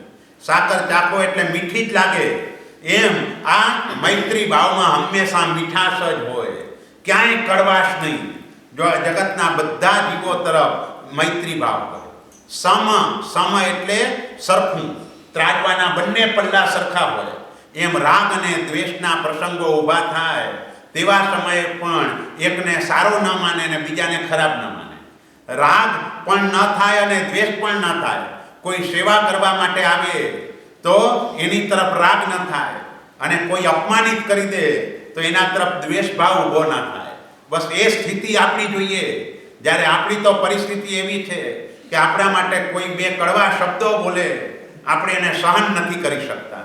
કારણ કે એટલે જ આપણે કહેવત છે, જીભ મીઠાશથી થાકે છે પણ કાન મીઠાશથી થાકતા નથી. જીભ મીઠાશથી થાકે છે. તમને કોઈ પણ ભાવતી વસ્તુ ગમે તેટલી પીરસે, તમે ના પાડો, ભાઈ ના, બસ હવે પેટ ભરાઈ ગયું, હવે નહીં. પણ કાન તમારી કોઈ પ્રશંસા કરે, કલાક, 2 કલાક, 4 કલાક ભલે કરે, કાંઈ વાંધો નહીં. કાન મીઠાશથી થાકતા નથી. આપણે અહીં કને એક કડવાશ છે. કોઈના પણ તરફ દ્વેષ ભાવ ઊભો કરવો અથવા તો કોઈએ આપણા માટે ખરાબ શબ્દો કયા, તેવા સમયે વિચારવાનું એ છે, સારું છે કોઈ મારા માટે આવું પણ બોલે છે, માટે મારું અભ્યાસ નામકર્મ ખપી રહ્યું છે. નહીંતર અભ્યાસ નામકર્મ ક્યારે ખપે? બધા જો મારી પ્રશંસા જ કરે તો અભ્યાસ નામકર્મ તો એમને એમ પડ્યું રહે. પછી ક્યારેક એવું થાય કે એકનું અભ્યાસ નામકર્મ ઉદયમાં આવે, ત્યારે તો વધારે ખરાબ પરિસ્થિતિ ઊભી થાય. એના કરતાં આ 100 માણસો મારા માટે સારું બોલે છે, એક ખરાબ બોલે છે, એનાથી મારું કાંઈ બગડી જવાનું નથી. એ તો મારું અભ્યાસ નામકર્મ ભોગવાઈ રહ્યું છે. એવો ભાવ લાવે. જ્યારે આત્મામાં સમ્યક દર્શન ગુણ આવે તે સમયે સૌથી પહેલાં તો એ વિચારે, કોઈ માણસે પોતાના માટે કંઈ કહ્યું તો વિચારે ખરેખર મારામાં આ દોષ છે તો મારે એને દૂર કરવાનો છે. એ પ્રામાણિકતાથી તપાસે કે આ દોષ જો મારામાં હોય તો દૂર કરવાનો છે અને એને ઉપકારી સમજવાનો છે, એને શાબાશી આપવાની છે, ધન્યવાદ આપવાના છે. કારણ કે આજના જગતની અંદર મોટા ભાગના લોકો એવા છે કે આપણી પાસે આવીને હંમેશા સારું સારું જ બોલે. ખરાબ કોઈ દિવસે કોઈ આપણી સામે આવીને મોટા ભાગે બોલતું નથી. કારણ કે ખરાબ બોલવા માટે દ્રવ્ય ક્ષેત્ર કાળ ભાવ જોવા પડે. એમને એમ કોઈને ખરાબ ન બોલાય. ક્યાંય પણ પેલો રસ્તામાં ચામડું ચીરે ને એને ચમાર કહેવાય. જો ઓપરેશન થિયેટરમાં લઈ જઈને ચામડું ચીરે એને ડોક્ટર કહેવાય. કારણ કે કહીએ તે પ્રમાણે થાય. એટલે કોઈને પણ નબળી વાત કેવી હોય તો શું થાય, પેલા ઓપરેશન જ્યારે કરવું હોય પેલું ક્લોરોફોર્મ સૂંઘાડવું પડે, એને બેભાન કરવો પડે, પછી એને ઓપરેશન કરાય. એમને એમ ન કરાય. એમ કોઈને નથી ગમતી એવી વાત કોઈને કેવી હોય તો એને પેલા બેભાન કરવો પડે. એની પ્રશંસા એટલી બધી કરવાની કે એના કારણે એને થાય કે આ મારા પક્ષનો જ માણસ છે એવું જ એને લાગે. અને પછી એક વાક્યની અંદર કહી દેવાનું કે જો આટલું સુધરી જાય ને તો સોનામાં સુગંધ પડી જાય. ઘણું સરસ કામ થઈ જાય. એટલે કાંઈ પણ કોઈને પણ નબળી વાત જ્યારે કેવી હોય ત્યારે દ્રવ્ય ક્ષેત્ર કાળ ભાવ જોવા પડે. કારણ કે આજના જીવોની યોગ્યતા નબળી વાત સાંભળવાની યોગ્યતા નથી. આપણને પણ કોઈ નબળી વાત આપણી કહી શકતો નથી ત્યારે આપણે એમ સમજવાનું કે મારી પાત્રતાની ખામી છે. મારી પાસે આવીને કોઈ નથી બોલી શકતું, એ મારી પાત્રતાનો અભાવ છે. આપણે તો સામે ચાલીને કોઈને કહેવું જોઈએ મારી કોઈ પણ ભૂલ થાય મને ટકોર કરજો, મને બતાવજો, હું સુધારવાનો પ્રયત્ન કરીશ. અને હકીકત એ જ હોય, જ્યારે પણ આપણી ભૂલ હોય તો સુધારવાનો પ્રામાણિકતાથી પ્રયત્ન કરવાનો. અરે તેમ છતાંય અનાદિના સંસ્કારના કારણે ન જ સુધરે તો એને કહેવાનું છે, ભાઈ તે કહ્યું તે વાત 100% સાચી છે, હું ઘણો પ્રયત્ન કરું છું પણ તેમ છતાંય આ નથી સુધરતું, ચોક્કસ પ્રયત્ન મારો ચાલુ રાખીશ. બસ આટલો પણ ભાવ મનમાં રહે તો પણ દોષો આપણને હેરાન નહીં કરી શકે. કારણ કે દોષ તરફ અણગમો તો છે, દોષને દૂર કરવાનો ભાવ તો છે. બસ સમ્યક દર્શન આવે ત્યારે આવો ભાવ જાગે. જીવને પોતાના જે પણ દોષો છે એ દોષોને દૂર કરવા ગમે. ઓલો પથ્થરમાંથી પ્રતિમા કેમ બની? નક્કામાં ભાગો કાઢી નાખ્યા એટલે ભગવાન થઈ ગયા. આપણામાંથી નક્કામાં ભાગો કાઢી નાખીએ એટલે આપણે ભગવાન બની જઈએ. આપણા નક્કામાં ભાગો એટલે શું? બસ રાગ, દ્વેષ વગેરે બધા નક્કામાં ભાગ, બિનજરૂરી ભાગો છે.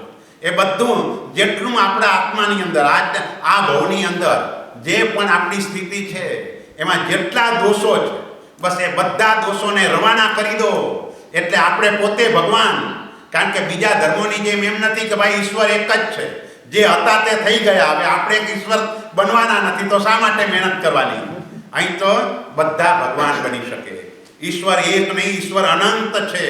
સિદ્ધ પરમાત્માઓ અનંત છે. આપણે પણ સિદ્ધ બનવું છે, પણ સિદ્ધ બનવા માટેની શરત એ છે કે દોષોને શોધીને એ દોષો તરફ દુર્ગંછા કરવાની છે, ઘૃણા કરવાની છે, પણ આપણા દોષોની, બીજાના દોષોની નહીં. બીજાના દોષો જોયા પછી એનું એનાલિસિસ કરવા માટે આપણે નથી જવાનું, પણ આપણા પોતાના દોષો.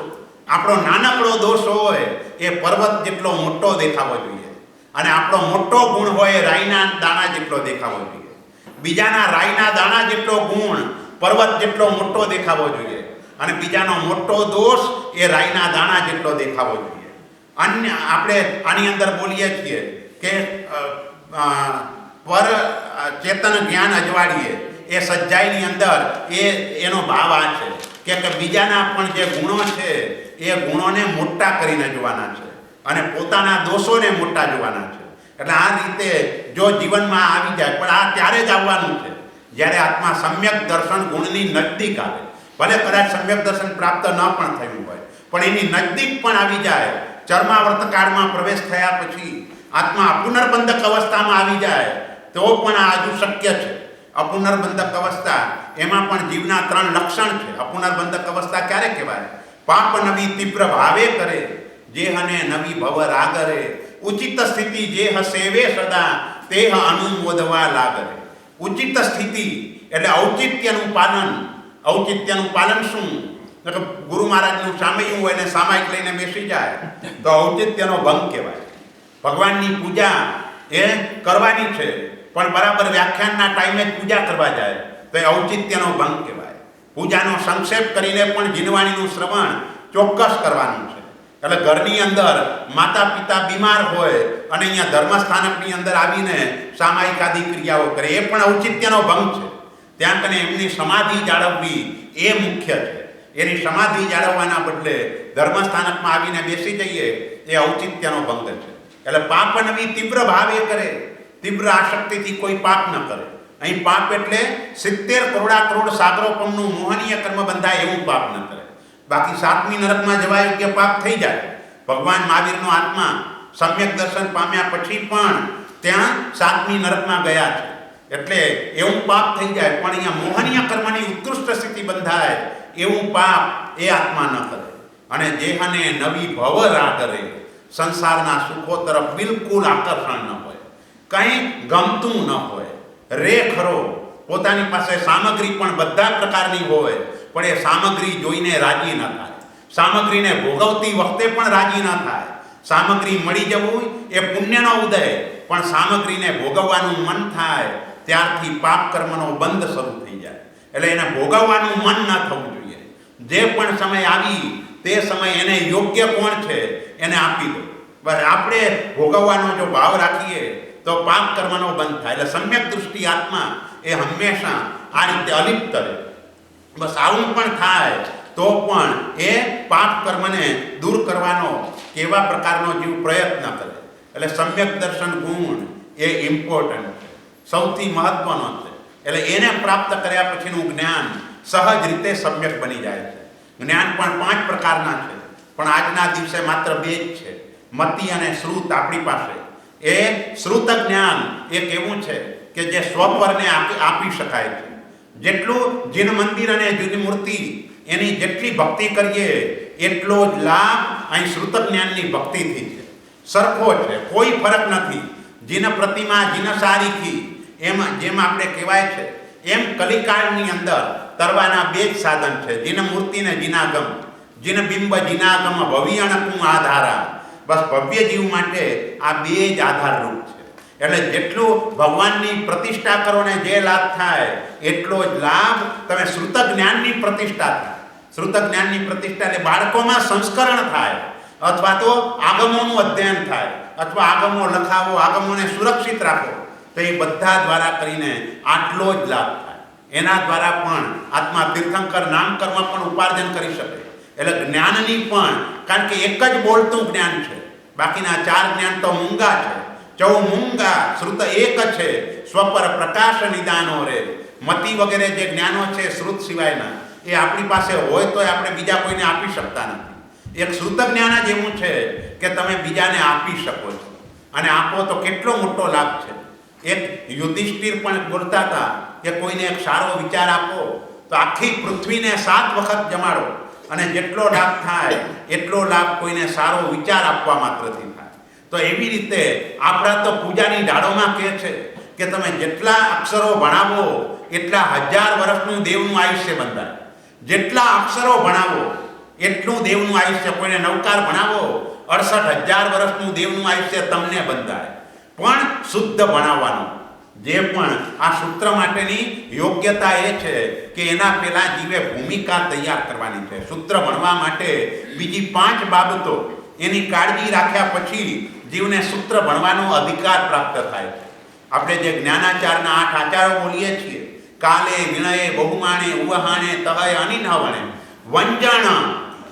આ વંજન એટલે વ્યંજન, સૂત્ર. સૂત્ર શુદ્ધ બોલવું એનો નંબર 6 છે. તો 6 નંબર એટલે એનો અર્થ શું?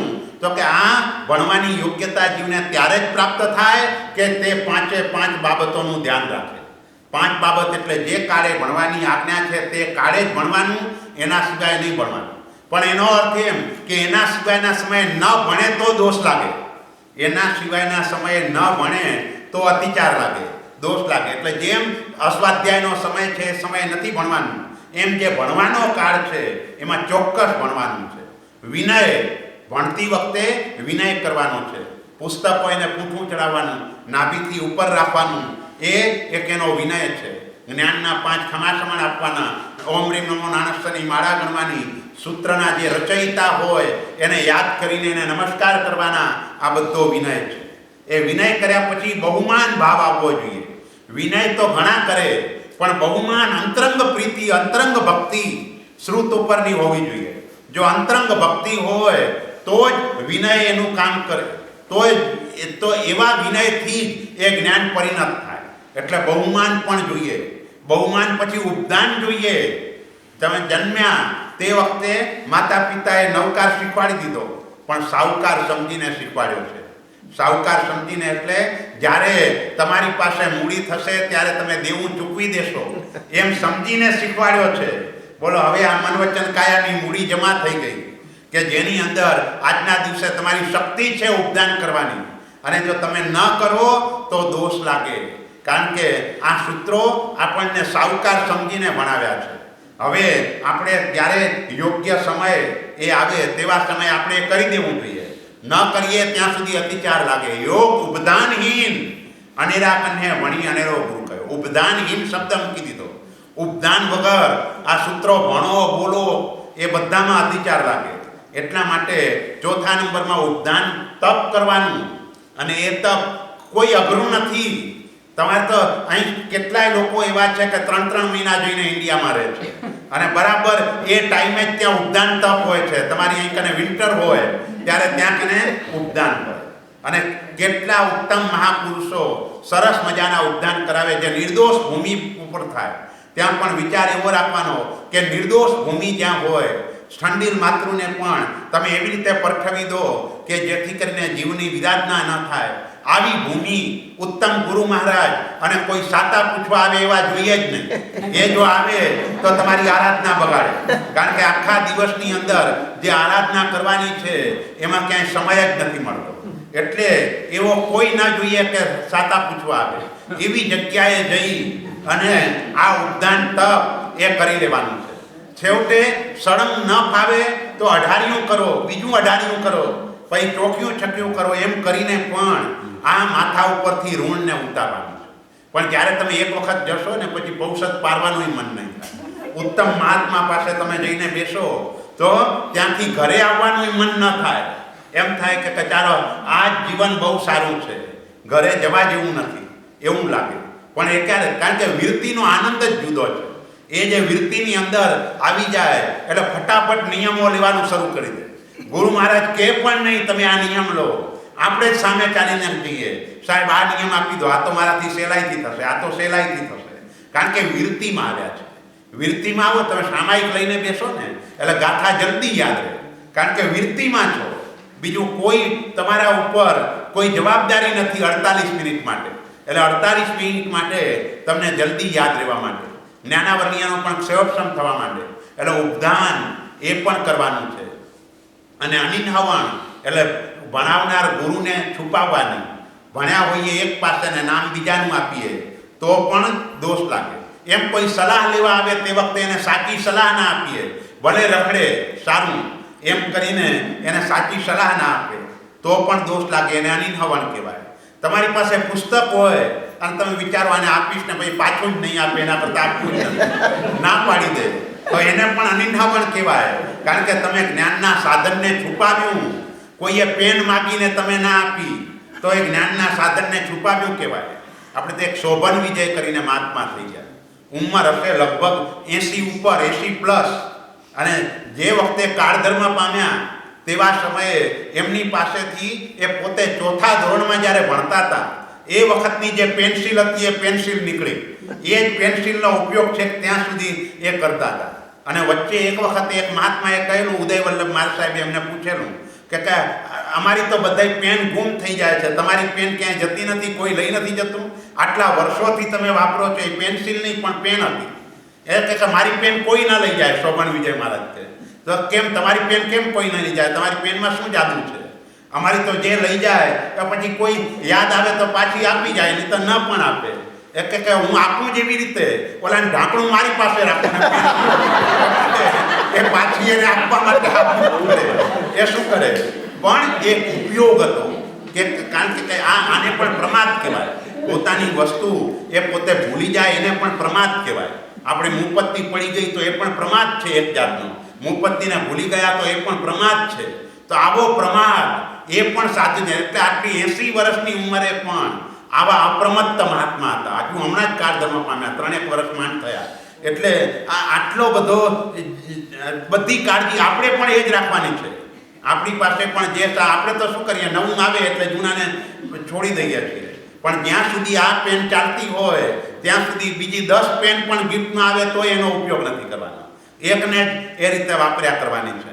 આપણે તો જેમ જેમ મોબાઈલના નવા વર્ઝન આવતા જાય એમ જૂના જતા જાય, એના પૈસા ઊભા કરી અને નવા લેતા જઈએ છીએ. એ નથી કરવાનું. હંમેશા પરિગ્રહ એ ઓછામાં ઓછો રાખવાનો છે. ભણવા માટે પણ એ સૌથી વધારે ઇમ્પોર્ટન્ટ છે. નહીંતર મન જે છે એ આ પદાર્થોમાં જ જશે, અને પદાર્થોમાં મન જશે તો પછી જે યાદ રાખવાનું છે એ યાદ નહીં રહે. એટલા માટે અનિન્હવણ એ આને કહેવાય. અને આ 5 પ્રકારની યોગ્યતા પ્રાપ્ત થાય પછી આપણને સૂત્ર ભણવાનો અધિકાર મળે. ત્યાં સુધી આપણને સૂત્ર ભણવાનો અધિકાર નથી. એટલે હરિભદ્રસુરી મહારાજ એ તો ત્યાં સુધી કહે છે કે ભાઈ આ સૂત્ર પણ જે યોગ્ય વ્યક્તિ હોય, જેનામાં પાત્રતાનો વિકાસ થયો હોય એને જ ભણાવવા, બધાને આ સૂત્ર પણ નહીં ભણાવવા. અને એમને લલિત વિસ્તરાની અંદર ચૈત્યવંદનની પૂર્વ વિધિ વાંચીને તમે એ 10 મુદ્દા બતાવ્યા છે કે એ 10 મુદ્દા ચૈત્યવંદન કરો એના પહેલાં એવી તૈયારી થઈ જવી જોઈએ કે આપણા જે રોમરાજી છે વિકસ્વર થઈ જાય, આંખમાંથી હર્ષના અશ્રુ આવે, એવી તૈયારી થયા પછી ચૈત્યવંદન. જંબુ વિજયજી મહારાજ જ્યારે જયવીરાય બોલે ત્યારે ખોબો ભરીને આંસુ આવતા હતા. એટલે એ રીતની તૈયારી આ ચૈત્યવંદન સૂત્ર બોલતી વખતે હોવી જોઈએ. પણ આપણે તો એમ જ બોલી જઈએ છીએ. એ કેમ આવું થાય છે? આ થવાનું કારણ એ છે કે સમ્યક દર્શન ગુણની ખામી છે. એ ગુણ નથી એટલે આ સૂત્રોનો પણ જે ભાવ છે એ ભાવને આપણે સ્પર્શી શકતા નથી. ભાવને સ્પર્શવો હોય તો જે આત્મામાં આ ગુણ હોય એ સહજ રીતે આવી રીતે ભાવોને સ્પર્શી શકે, સહજ રીતે એને સ્ફૂર્ણા થાય. તમે વિનય કર્યો, જે ગ્રંથના રચયિતા હોય એનો વિનય કર્યો એટલે શું થાય કે ગ્રંથ રચનારનો જે આશય હોય એ આશય તમને સમજાઈ જાય. કારણ કે નહીં તો પુસ્તકો તો બધી જગ્યાએ મળે છે, કોઈ ગુરુની જરૂરે નથી, પુસ્તકોથી ભણી લેવાય. પણ પુસ્તકોથી બધું નથી ભણાતું. કેમ નથી ભણાતું? કારણ કે અમુક તો એ ગુરુની પાસે એવા પ્રકારની ચાવીઓ હોય કે એના દ્વારા અનુપ્રેક્ષા એ મળે. હવે આપણે પણ જેમ જેમ અરિહંત આદિ તરફનું બહુમાન ભાવ વધારતા જઈએ તેમ તેમ ક્ષયોક્ષમ એટલો બધો વધતો જાય કે સહજ સ્ફૂર્ણા થાય. એ તમને કોઈ પુસ્તકમાં જોવા ન મળે કે ઈચ્છકાર સૂત્રમાં આ 5 સમવાય કારણો છે કે એ રીતે એવી ઘણી બધી અનુપ્રેક્ષાઓ છે. એક ખમાસમણ પણ આપણે બોલીએ છીએ, ઈચ્છામી ખમાસમણો વંદ્યુમ, એ ઈચ્છાયોગ છે. જાવણિચ્ચાએ નિષિહિયાએ એ શાસ્ત્રયોગ છે. અને મથ્થાયણ વંદામી એ સામર્થ્ય યોગ છે. આ રીતે એક સૂત્રમાં પણ 3 યોગો પડેલા છે.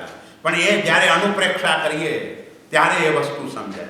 અને અનુપ્રેક્ષા પણ ત્યારે શક્ય છે કે તમારો વિનય વધતો જાય. જેમ જેમ વિનય વધતો જાય તેમ તેમ અંદરથી સ્ફૂર્ણાઓ થતી જાય. કંઈ જરૂર જ નહીં. કલાપૂર્ણશ્રી મહારાજ એ કહેતા હતા કે ગમે ત્યારે વાચના કે કંઈ પણ આપવાનું હોય, કંઈ જોવાનો સમય જ ન મળ્યો હોય અને રોજ કેટલી મોટી સભા હોય, કેટલા સાધુ સાધ્વીજી આવીને બેસે. હું તો સૌથી પહેલાં ભગવાનના દર્શન કરવા જાઉં અને ભગવાનને કહું કે જે આ લોકોને યોગ્ય હોય તે સુજાડજે, મને તો કંઈ આવડતું નથી, તારે બોલાવવાનું છે, તું જે બોલાવીશ તે હું બોલીશ. આવી રીતે કરીને જતા હતા. બસ આવી ભગવાન તરફની ભક્તિ કે જે પણ થશે એ બધું એની કૃપાથી જ થશે અને એ જ રીતે એ ચાલે. બસ એટલે બધું આપણે ભગવાનને જ સોંપી દેવાનું છે. પણ એ ભગવાન ક્યારે આપણી જવાબદારી સ્વીકારે?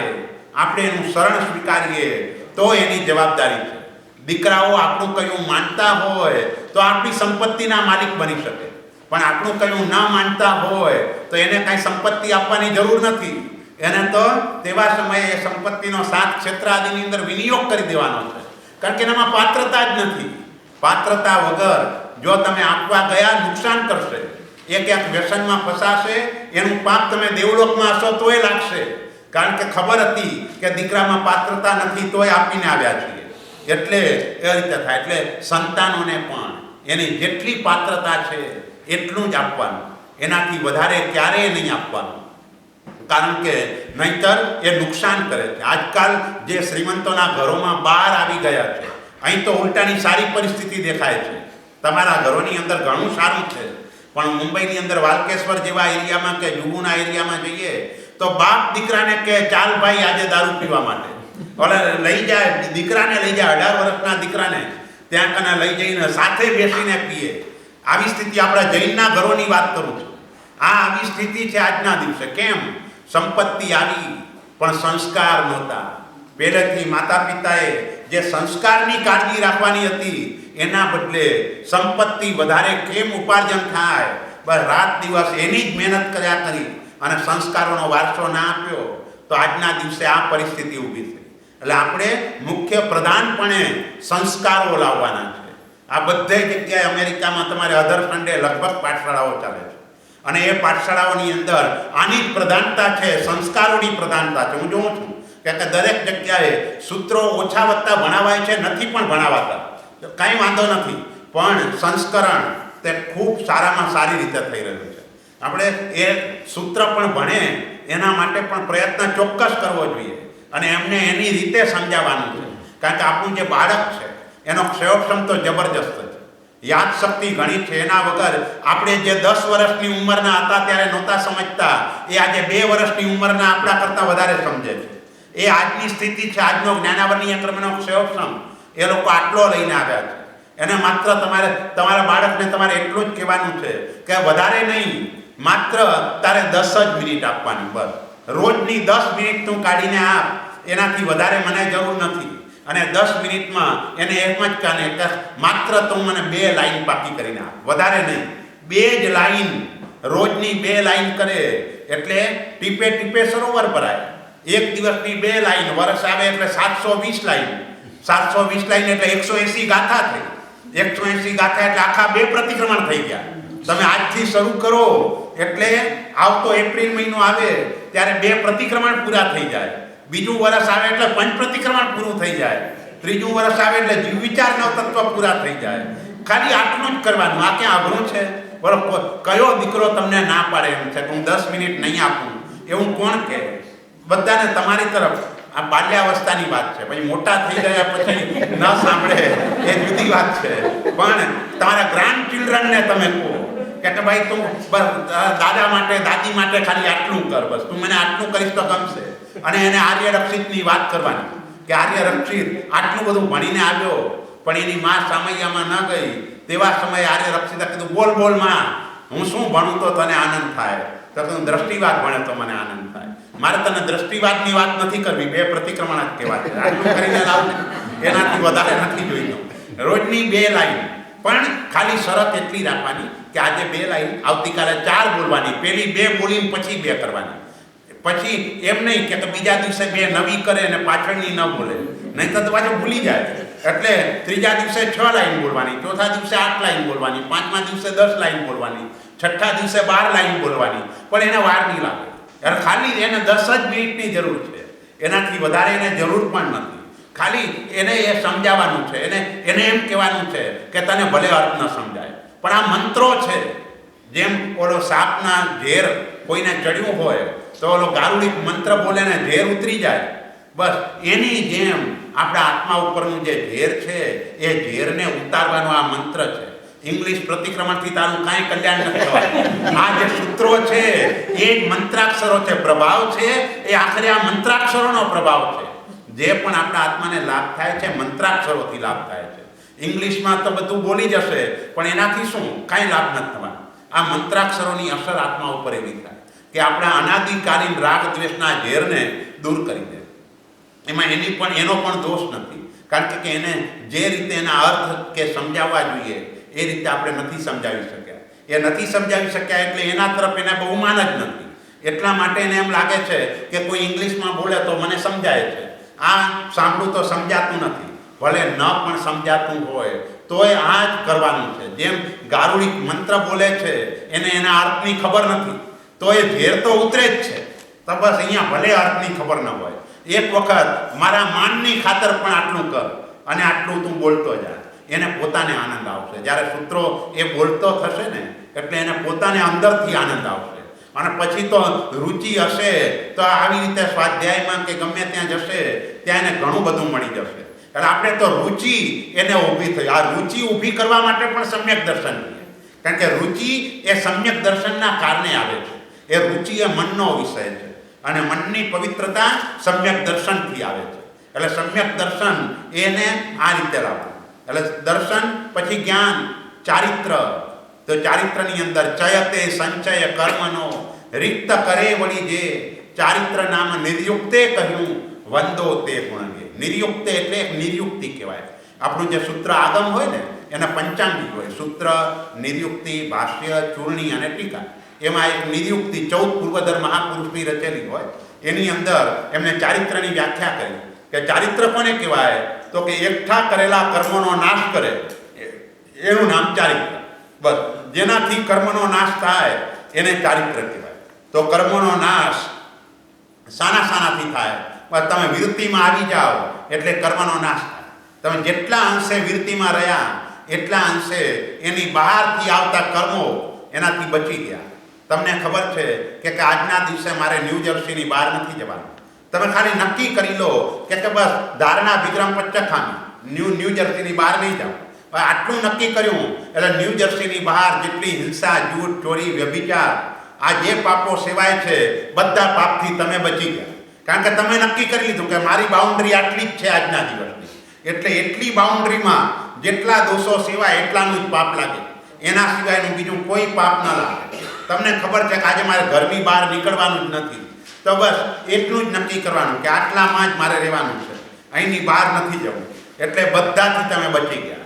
અને એ બચવા માટે શ્રાવક માટેનું ચારિત્ર એટલે કયું? તો કે શ્રાવક માટેનું ચારિત્ર એક અપેક્ષાએ કેવું હોય તો 14 નિયમ. તમે 14 નિયમ ધારી લીધા એટલે તમે બધા કેટલાય પાપથી બચી ગયા. કારણ કે તમે નક્કી કરી લીધું દરેક બાબતમાં હું આટલા દ્રવ્યો જ વાપરીશ, એમાં પણ સચિત આટલા જ વાપરીશ, વિગય એક જ વાપરીશ, અથવા તો એકને છોડીશ બાકીની વાપરીશ. એવી રીતે ગમે તે દરેક વસ્તુનું નિયમન થઈ ગયું. તમે 14 નિયમ ધાર્યા એટલે કંટ્રોલ થઈ ગયો. અને બહુ સહેલું છે. 14 નિયમમાં એવું નથી કે તમારે 5 જ દ્રવ્યો વાપરવાના, તમે 50ની છૂટ રાખો. પણ દુનિયામાં તો અગણિત દ્રવ્યો છે. એ બધાનો દોષ આપણને લાગી રહ્યો છે. એ બધામાંથી બચવું છે. તો બચવું હોય તો તમે સંક્ષેપ કરી નાખો. બસ આજના દિવસે હું આટલું જ વાપરીશ. અને સાંજ પડે એટલે યાદ કરી લો કે આટલા સચિત વાપર્યા, આટલા દ્રવ્ય વાપર્યા, આટલી વિગઈ વાપરી. અને એ રીતે કરતા જાઓ. પાછા સાંજના નવા ધારી લો. સવારે સંક્ષેપ કરો, સવારે નવા ધારો, સાંજે પાછા સંક્ષેપ કરો, નવા ધારો. આવી રીતે જો ચાલતા આવીએ તો કેટલાય કર્મના આશ્રવથી આપણો આત્મા બચી જાય. એટલે અવિરતિના પાપથી બચવા માટે આ 14 નિયમ છે. એના દ્વારા આપણા શ્રાવકના જેમ 12 વ્રતો છે, એમાં 7મા વ્રતની અંદર આ 14 નિયમની વાત આવે છે. અતિચારમાં આપણે સચિત્ત દબ્બ વિગઈ એ ગાથા 7મા વ્રતમાં બોલીએ છીએ. તો એ 14 નિયમનું પાલન કરવાથી, 14 નિયમોનો વિચાર કરવાથી આપણે ઘણા બધા પાપ કર્મથી બચી જઈએ છીએ. કારણ કે આપણે ભોગ અને ઉપભોગ એના સાધનો એને પરિમિત કરી દેવા છે. દુનિયામાં તો અગણિત છે, પણ ભોગ સામગ્રી એક વખત ભોગવવા યોગ્ય જે હોય એને ભોગ કહેવાય. આહાર એને આપણે ભોગ કહીએ છીએ. ભોગાંતરાય કર્મ ક્યારે બંધાય? તો તમે બીજાના ભોગમાં અંતરાય કરો, આહારમાં અંતરાય કરો, એટલે ભોગાંતરાય કર્મ બંધાય. પછી એ કર્મ પણ બહુ ભારે હોય. ભગવાન ઋષભદેવના આત્માએ ભોગાંતરાય કર્મ બાંધ્યું. એક બળદને બાંધી દીધું, 400 શ્વાસ થયા ત્યાં સુધી ખાવાનો અંતરાય કર્યો. તો એવું ભોગાંતરાય કર્મ બાંધ્યું કે 400 દિવસ સુધી ઉપવાસ કરવા પડે. એક શ્વાસ બરાબર એક ઉપવાસ. 400 શ્વાસ થયા ત્યાં સુધીનો અંતરાય કર્યો. તો ભગવાનના આત્માને પણ 400 ઉપવાસ કરવા પડ્યા. બસ આવા કર્મો ન બંધાઈ જાય એની આપણે કાળજી રાખવાની છે. એટલે એનો સાધનોનું પ્રમાણ પણ નક્કી કરી દેવાનું છે કે હું આટલું જ વાપરીશ, આનાથી વધારે સાધનોનો હું ઉપયોગ નહીં કરું. એટલે ચારિત્ર એટલે વિરતિમાં આવી જવું, નિયમનમાં આવી જવું, આત્માને કંટ્રોલ કરી દેવો. કારણ કે દરેક જગ્યાએ તમારે આ લાઇટ છે ને એને પણ કંટ્રોલ છે સ્વિચનો. તમારી સાયકલમાં પણ કંટ્રોલ હોય, બ્રેક હોય. તો ગાડીમાં તો છે પણ સાયકલમાં બ્રેકની જરૂર પડે. એટલે દરેક જગ્યાએ પાણી પણ આપણા નળમાં કેમ આવે છે? તમે બંધ બાંધીને રાખ્યો છે એટલે એ પાણીનો ઉપયોગ અહીંયા થાય છે. જો બંધ બાંધેલો ન હોય અને વરસાદ આવે ને બધું પાણી જો એમ જ થઈ જતું હોય તો કંઈ કામ ન લાગે. એટલે દરેક જગ્યાએ જ્યાં કંટ્રોલ એ દરેક જગ્યાએ જોઈએ. એમ આપણા જીવનમાં પણ કંટ્રોલ જોઈએ. એ કંટ્રોલ એટલે ચારિત્ર છે. બસ એ નિયમન કરવાનું, એ ચારિત્ર. અને તપ 12 પ્રકારનો તપ છે. 6 પ્રકારનો બાહ્ય તપ અને 6 પ્રકારનો અભ્યંતર તપ. એક કરતાં બીજો તપ ચડિયાતો છે. અણસર કરતાં ઉણોદરી એ ચડિયાતી છે. ઉપવાસ કરવો સહેલો છે, પણ સામે ભાવતી વસ્તુ મળી હોય તેવા સમયે ભૂખ્યા રહેવું એ અઘરું છે. કારણ કે તેવા સમયે તો ઉલટાનું વધારે ખાય છે. એટલે અણસણ કરતાં ઉણોદરી એ કઠિન છે. ઉણોદરી કરતાં વૃત્તિ સંક્ષેપ કઠિન છે. કારણ કે એમાં દ્રવ્યનો ત્યાગ કરવાનો છે. આપણું જે એકાશનું હોય, એકાશનામાં આ બધા તપ હોવા જોઈએ. આપણું એકાશનું એ અણસણ થઈ ગયું, પણ એકાશનું ઉણોદરી વાળું જોઈએ. આપણે એકાશનું કરીએ એટલે હવે સાંજે નથી જમવાનું, એને ધ્યાન રાખીને જમતા હોઈએ તો પછી ઉણોદરી ના થાય. ઉણોદરી 32 કવર કરતાં ઓછો આહાર, બહેનોને 28 કવર કરતાં ઓછો આહાર વાપરવાનો છે. અને પછી તે દિવસે વૃત્તિ સંક્ષેપ કરવાનો કે આજે 2 દ્રવ્યો ઓછા વાપરીશ, એના બદલે એકાશનું કર્યું હોય તો 2 ભાવતી વસ્તુ બનાવીને ખાય. તો એ વૃત્તિ સંક્ષેપનો એ ભંગ થઈ ગયો. એ પણ ના થવો જોઈએ. રસ ત્યાગ એટલે મહાવિગયને તો હું છોડી દઈશ, એ તો હું નહીં જ વાપરું, પણ જે લઘુ વિગય છે એમાંથી પણ હું એકાદ વિગયનો ત્યાગ કરીશ. કારણ કે તમે એકાગ્રનું પચખાણ લો ત્યારે વિગયો પચક ખાય, એમ કરીને વિગયનું પણ પચખાણ અપાય છે. એટલે નિયમ કરવાનો છે કે આજે દૂધ નહીં વાપરું, આજે દહીં નહીં વાપરું, આજે ઘી નહીં વાપરું, આજે ગોળ નહીં વાપરું, આજે તેલ નહીં વાપરું, આજે પકવાન નહીં વાપરું. આવા પ્રકારનો નિયમ કરવાનો છે. એટલે એ રીતે રસ ત્યાગ પણ થવો જોઈએ. એકાશનું કરો એટલે કાય ક્લેશ કરવાનો છે. કાય ક્લેશ એટલે બધી આરાધના અપ્રમત્ત ભાવે ઊભા કરવાની છે. એને કાય ક્લેશ કહેવાય. આપણને બસમાં બેસવાની સીટ મળી ગઈ, બીજાને નથી મળી, આપણે એને આપીને ઊભા રહીએ તો એ પણ કાય ક્લેશ તપ થઈ ગયો. કારણ કે આપણને સીટ મળવા છતાંય આપણે ઊભા રહ્યા અને બીજાને બેસવાની અનુકૂળતા કરી આપી, તો એ પણ કાય ક્લેશ નામનો તપ છે. એનાથી પણ કર્મની નિર્જરા થાય છે. એટલે આ રીતે આપણે સહન કરીને પણ બીજાને અનુકૂળતા કરી આપીએ એ કાય ક્લેશ તપ છે. સંલિનતા, તે દિવસે ટીવી આદિનો ત્યાગ કરવાનો છે. કે ચાલો સાંજે નથી જમવાનું, ટાઈમ બચ્યો તો ટીવી જોવા બેસી જાઓ, એ રીતે નહીં. હું પણ જ્યારે ભણતો હતો મહેસાણા પાઠશાળામાં, ત્યારે એકાશના અમે લોકો કરતા. પણ એકાશના કરવાનું કારણ એ હતું કે સવારે નવકાશીને સાંજનો જમવાનો ટાઈમ બચી જાય તો વધારે ભણાય, એટલા માટે થઈને એકાશના કરતા હતા. તો એ રીતે એકાશના એટલે સંલિનતા નામનો તપ, તે આ રીતે કહેવાય કે ઇન્દ્રિયોને એના વિષયોમાં ન જવા દેવી, એમાંથી રોકવી, કષાયોને રોકવા. કારણ કે તપનું અજીર્ણ ક્રોધ છે.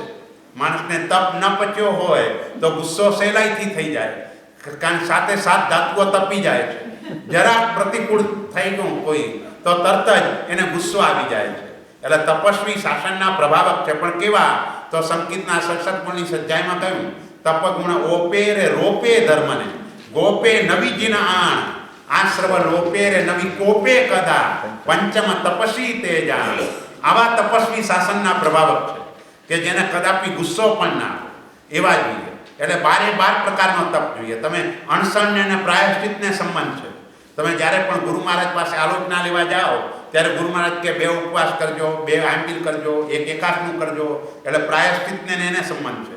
ઉણોદરીને વિનયને સંબંધ છે, એની વાત આપણે કરી દીધી. ઓછું જમીએ તો વિનય થાય. વૃત્તિ સંક્ષેપને વ્યાવટને સંબંધ છે. તમે દ્રવ્યોનો સંક્ષેપ કરો તો એ દ્રવ્યોથી તમે વ્યાવટ કરી શકો. જેમ શાલીભદ્ર પોતે ખીર બનાવી હતી, પણ એ ખીરને ગુરુ મહારાજને ઓરાવી દીધી, પોતે વૃત્તિ સંક્ષેપ કર્યો. આપણે પણ દાન કરીએ છીએ પણ વૃત્તિ સંક્ષેપ નથી રાખતા, એવું ના ચાલે. આપણે વૃત્તિ સંક્ષેપ હોવો જોઈએ. જે પણ આપ્યું એ આપણે ઓછું વાપરવાનું, એ રીતે રાખવાનું છે. આ તો આપણે મારા સાહેબ ઓરીને જાય એટલે આપણે પાછું નવું તૈયાર કરી દઈએ, તો એ રીતે ના ચાલે. વૃત્તિ સંક્ષેપ થવો જોઈએ. જે હોય એમાંથી ઘરના બધા સભ્યોએ ચલાવવાનું, પણ નવું નહીં બનાવવાનું. એ વૃત્તિ સંક્ષેપ પૂર્વકની વ્યાવટ કહેવાય. પછી રસ્ત્યા એ જો થાય તો જ સ્વાધ્યાય થાય. વિગય ભરપૂર ભોજન કર્યું હોય તો સ્વાધ્યાય ન થાય. વિગય એટલે શું? વિકૃતિ અને વિગતિ. વિગયના 2, એક વિકૃતિ એટલે મનમાં વિકૃતિ કરી અને આત્માને વિગતિ એટલે દુર્ગતિમાં લઈ જાય, એનું નામ વિગય. બસ આ વિગયો એ આ રીતે મનમાં તોફાન ઊભા કરે છે. એટલે સ્વાધ્યાય એની અંદર સ્ખલના થાય છે. પછી કાય ક્લેશ એ જો હોય તો ધ્યાન થાય. કારણ કે આમ મચ્છર ચૌરેન્દ્રિય છે, કાન નથી, પણ એને જુઓ અપ્પાણમ હોશિરામી બરાબર સંભળાય છે.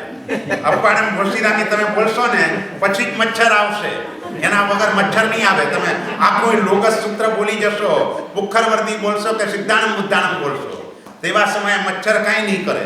જેવું અપ્પાણમ હોશિરામી બોલ્યા એટલે આવી જશે.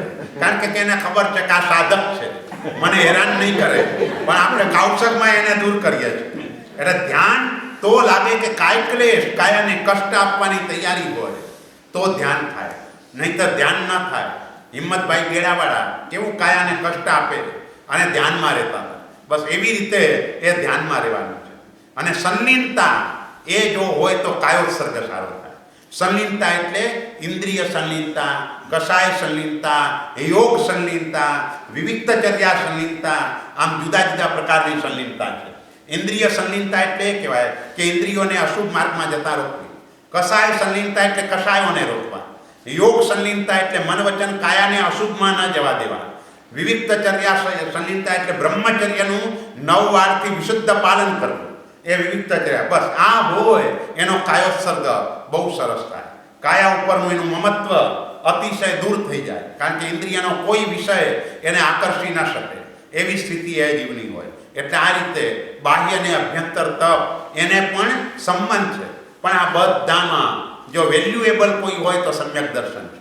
એ આવે તો જ જ્ઞાન સમ્યક છે, એ આવે તો જ ચારિત્ર સમ્યક છે, એ આવે તો જ તપ સમ્યક છે.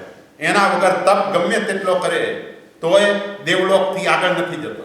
એવી રીતે ચારિત્રનું પણ અભવ્ય આત્મા કેટલું સુંદર ચારિત્ર પાડે, 9મી ગ્રહવેગ સુધી જઈને પાછો આવે છે. કારણ કે સમ્યક દર્શન નામનો ગુણ નથી.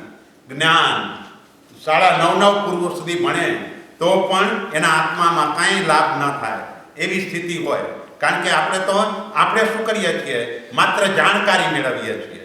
જાણકારી મેળવીને અટકી નથી જવાનું, આપણે અન્ડરસ્ટેન્ડિંગ પણ રાખવાનું છે. જાણકાર બનવું ને અન્ડરસ્ટેન્ડિંગ આપવું એ બંનેમાં ફરક છે. જાણકારીમાં માત્ર માહિતી છે, એ તો આપણા કરતાં પુસ્તકાલયમાં વધારે છે, લાઇબ્રેરીમાં એ કોમ્પ્યુટરના આપણા કરતાં વધારે જ્ઞાન છે. પણ અન્ડરસ્ટેન્ડિંગ એટલે સમજણપૂર્વક જે ભગવાને જે કરવાનું કહ્યું છે તે મુજબ કરવું, એ આપણે કરવાનું છે. કોમ્પ્યુટર એ કાંઈ નથી કરી શકવાનું. પણ આપણને ભગવાને કહ્યું ભાઈ રાત્રિ ભોજન ન કરાય, તો એ અન્ડરસ્ટેન્ડિંગ હોવું જોઈએ, મારે નથી કરવાનું, છોડવાનું છે. પછી ન છૂટી શકે તો એના માટે પશ્ચાતાપ રહેવો જોઈએ. તો એ રીતે એ થવાનું છે. એટલે આ રીતે દર્શન, જ્ઞાન, ચારિત્ર ને તપ એ ચારેય પદની આજે આપણે થોડી ઘણી વાત કરી. હવે આવતા સોમ, મંગળ, બુધ 9 તત્વ આપણે લઈશું. બરાબર? પરમાત્માની આજ્ઞા વિરુદ્ધ બોલાવીએ તો મિચ્છામિ દુક્કડમ. બોલો, કોઈનો પ્રશ્ન હોય તો બોલો. તમે કહ્યું કે આ પહેલા સમજણ વગર સમ્યક દર્શન નથી, કરેક્ટ? નહીં, સાહિત્ય ભાવનું સમ્યક દર્શન. એ પામવા માટે તમે બીજા ભાવમાંથી લઈને આવો તો ચાલે. તમારે જો નવું પામવું હોય તો પેલું સમજણ જોઈએ. તો આત્મજ્ઞાનમાં ને સમ્યક દર્શનમાં શું ફરક? આત્મજ્ઞાન એટલે તમે કોને આત્મજ્ઞાન કહો છો? જો કેવલ જ્ઞાનને કહેતા હો તો કેવલ જ્ઞાન તો બહુ ઉપરની ભૂમિકા છે. અને આત્મજ્ઞાન જો સમ્યક દર્શનને કહેતા હો તો બરાબર છે કે સમ્યક દર્શન જ્યારે આવે તે સમયે આત્મજ્ઞાન થાય. પણ એક આપણે કોઈને નથી કહી શકતા કે આ સંકિતી છે ને આ મિથ્યાત્વી છે. દરેક જીવને પોતાને ખબર પડે. સમ, સંવેગ, નિર્વેદ, અનુકંપા, આસ્તિક્ય પોતે તપાસી જુએ કે મારામાં કેટલા અંશે છે. બસ એ પ્રમાણે સમ્યક દર્શન ગુણ હોય. તમે ક્રિયા બહુ સારી કરતા હો પણ ભાવ સારો ન હોય, બીજા ક્રિયા ન કરતા હો પણ એનો ભાવ સારો હોય, એવું બની શકે ને. એટલે બાહ્ય આચરણ જોઈને આ સંકિતી છે ને આ મિથ્યાત્વી છે, આ આત્મજ્ઞાની છે એમ પણ બાહ્ય આચરણ માત્રથી ન કહી શકાય. એટલે દરેક જીવ પોતે પોતાની મર્યાદા સમજે કે પોતે ક્યાં છે, એને ખબર પડે.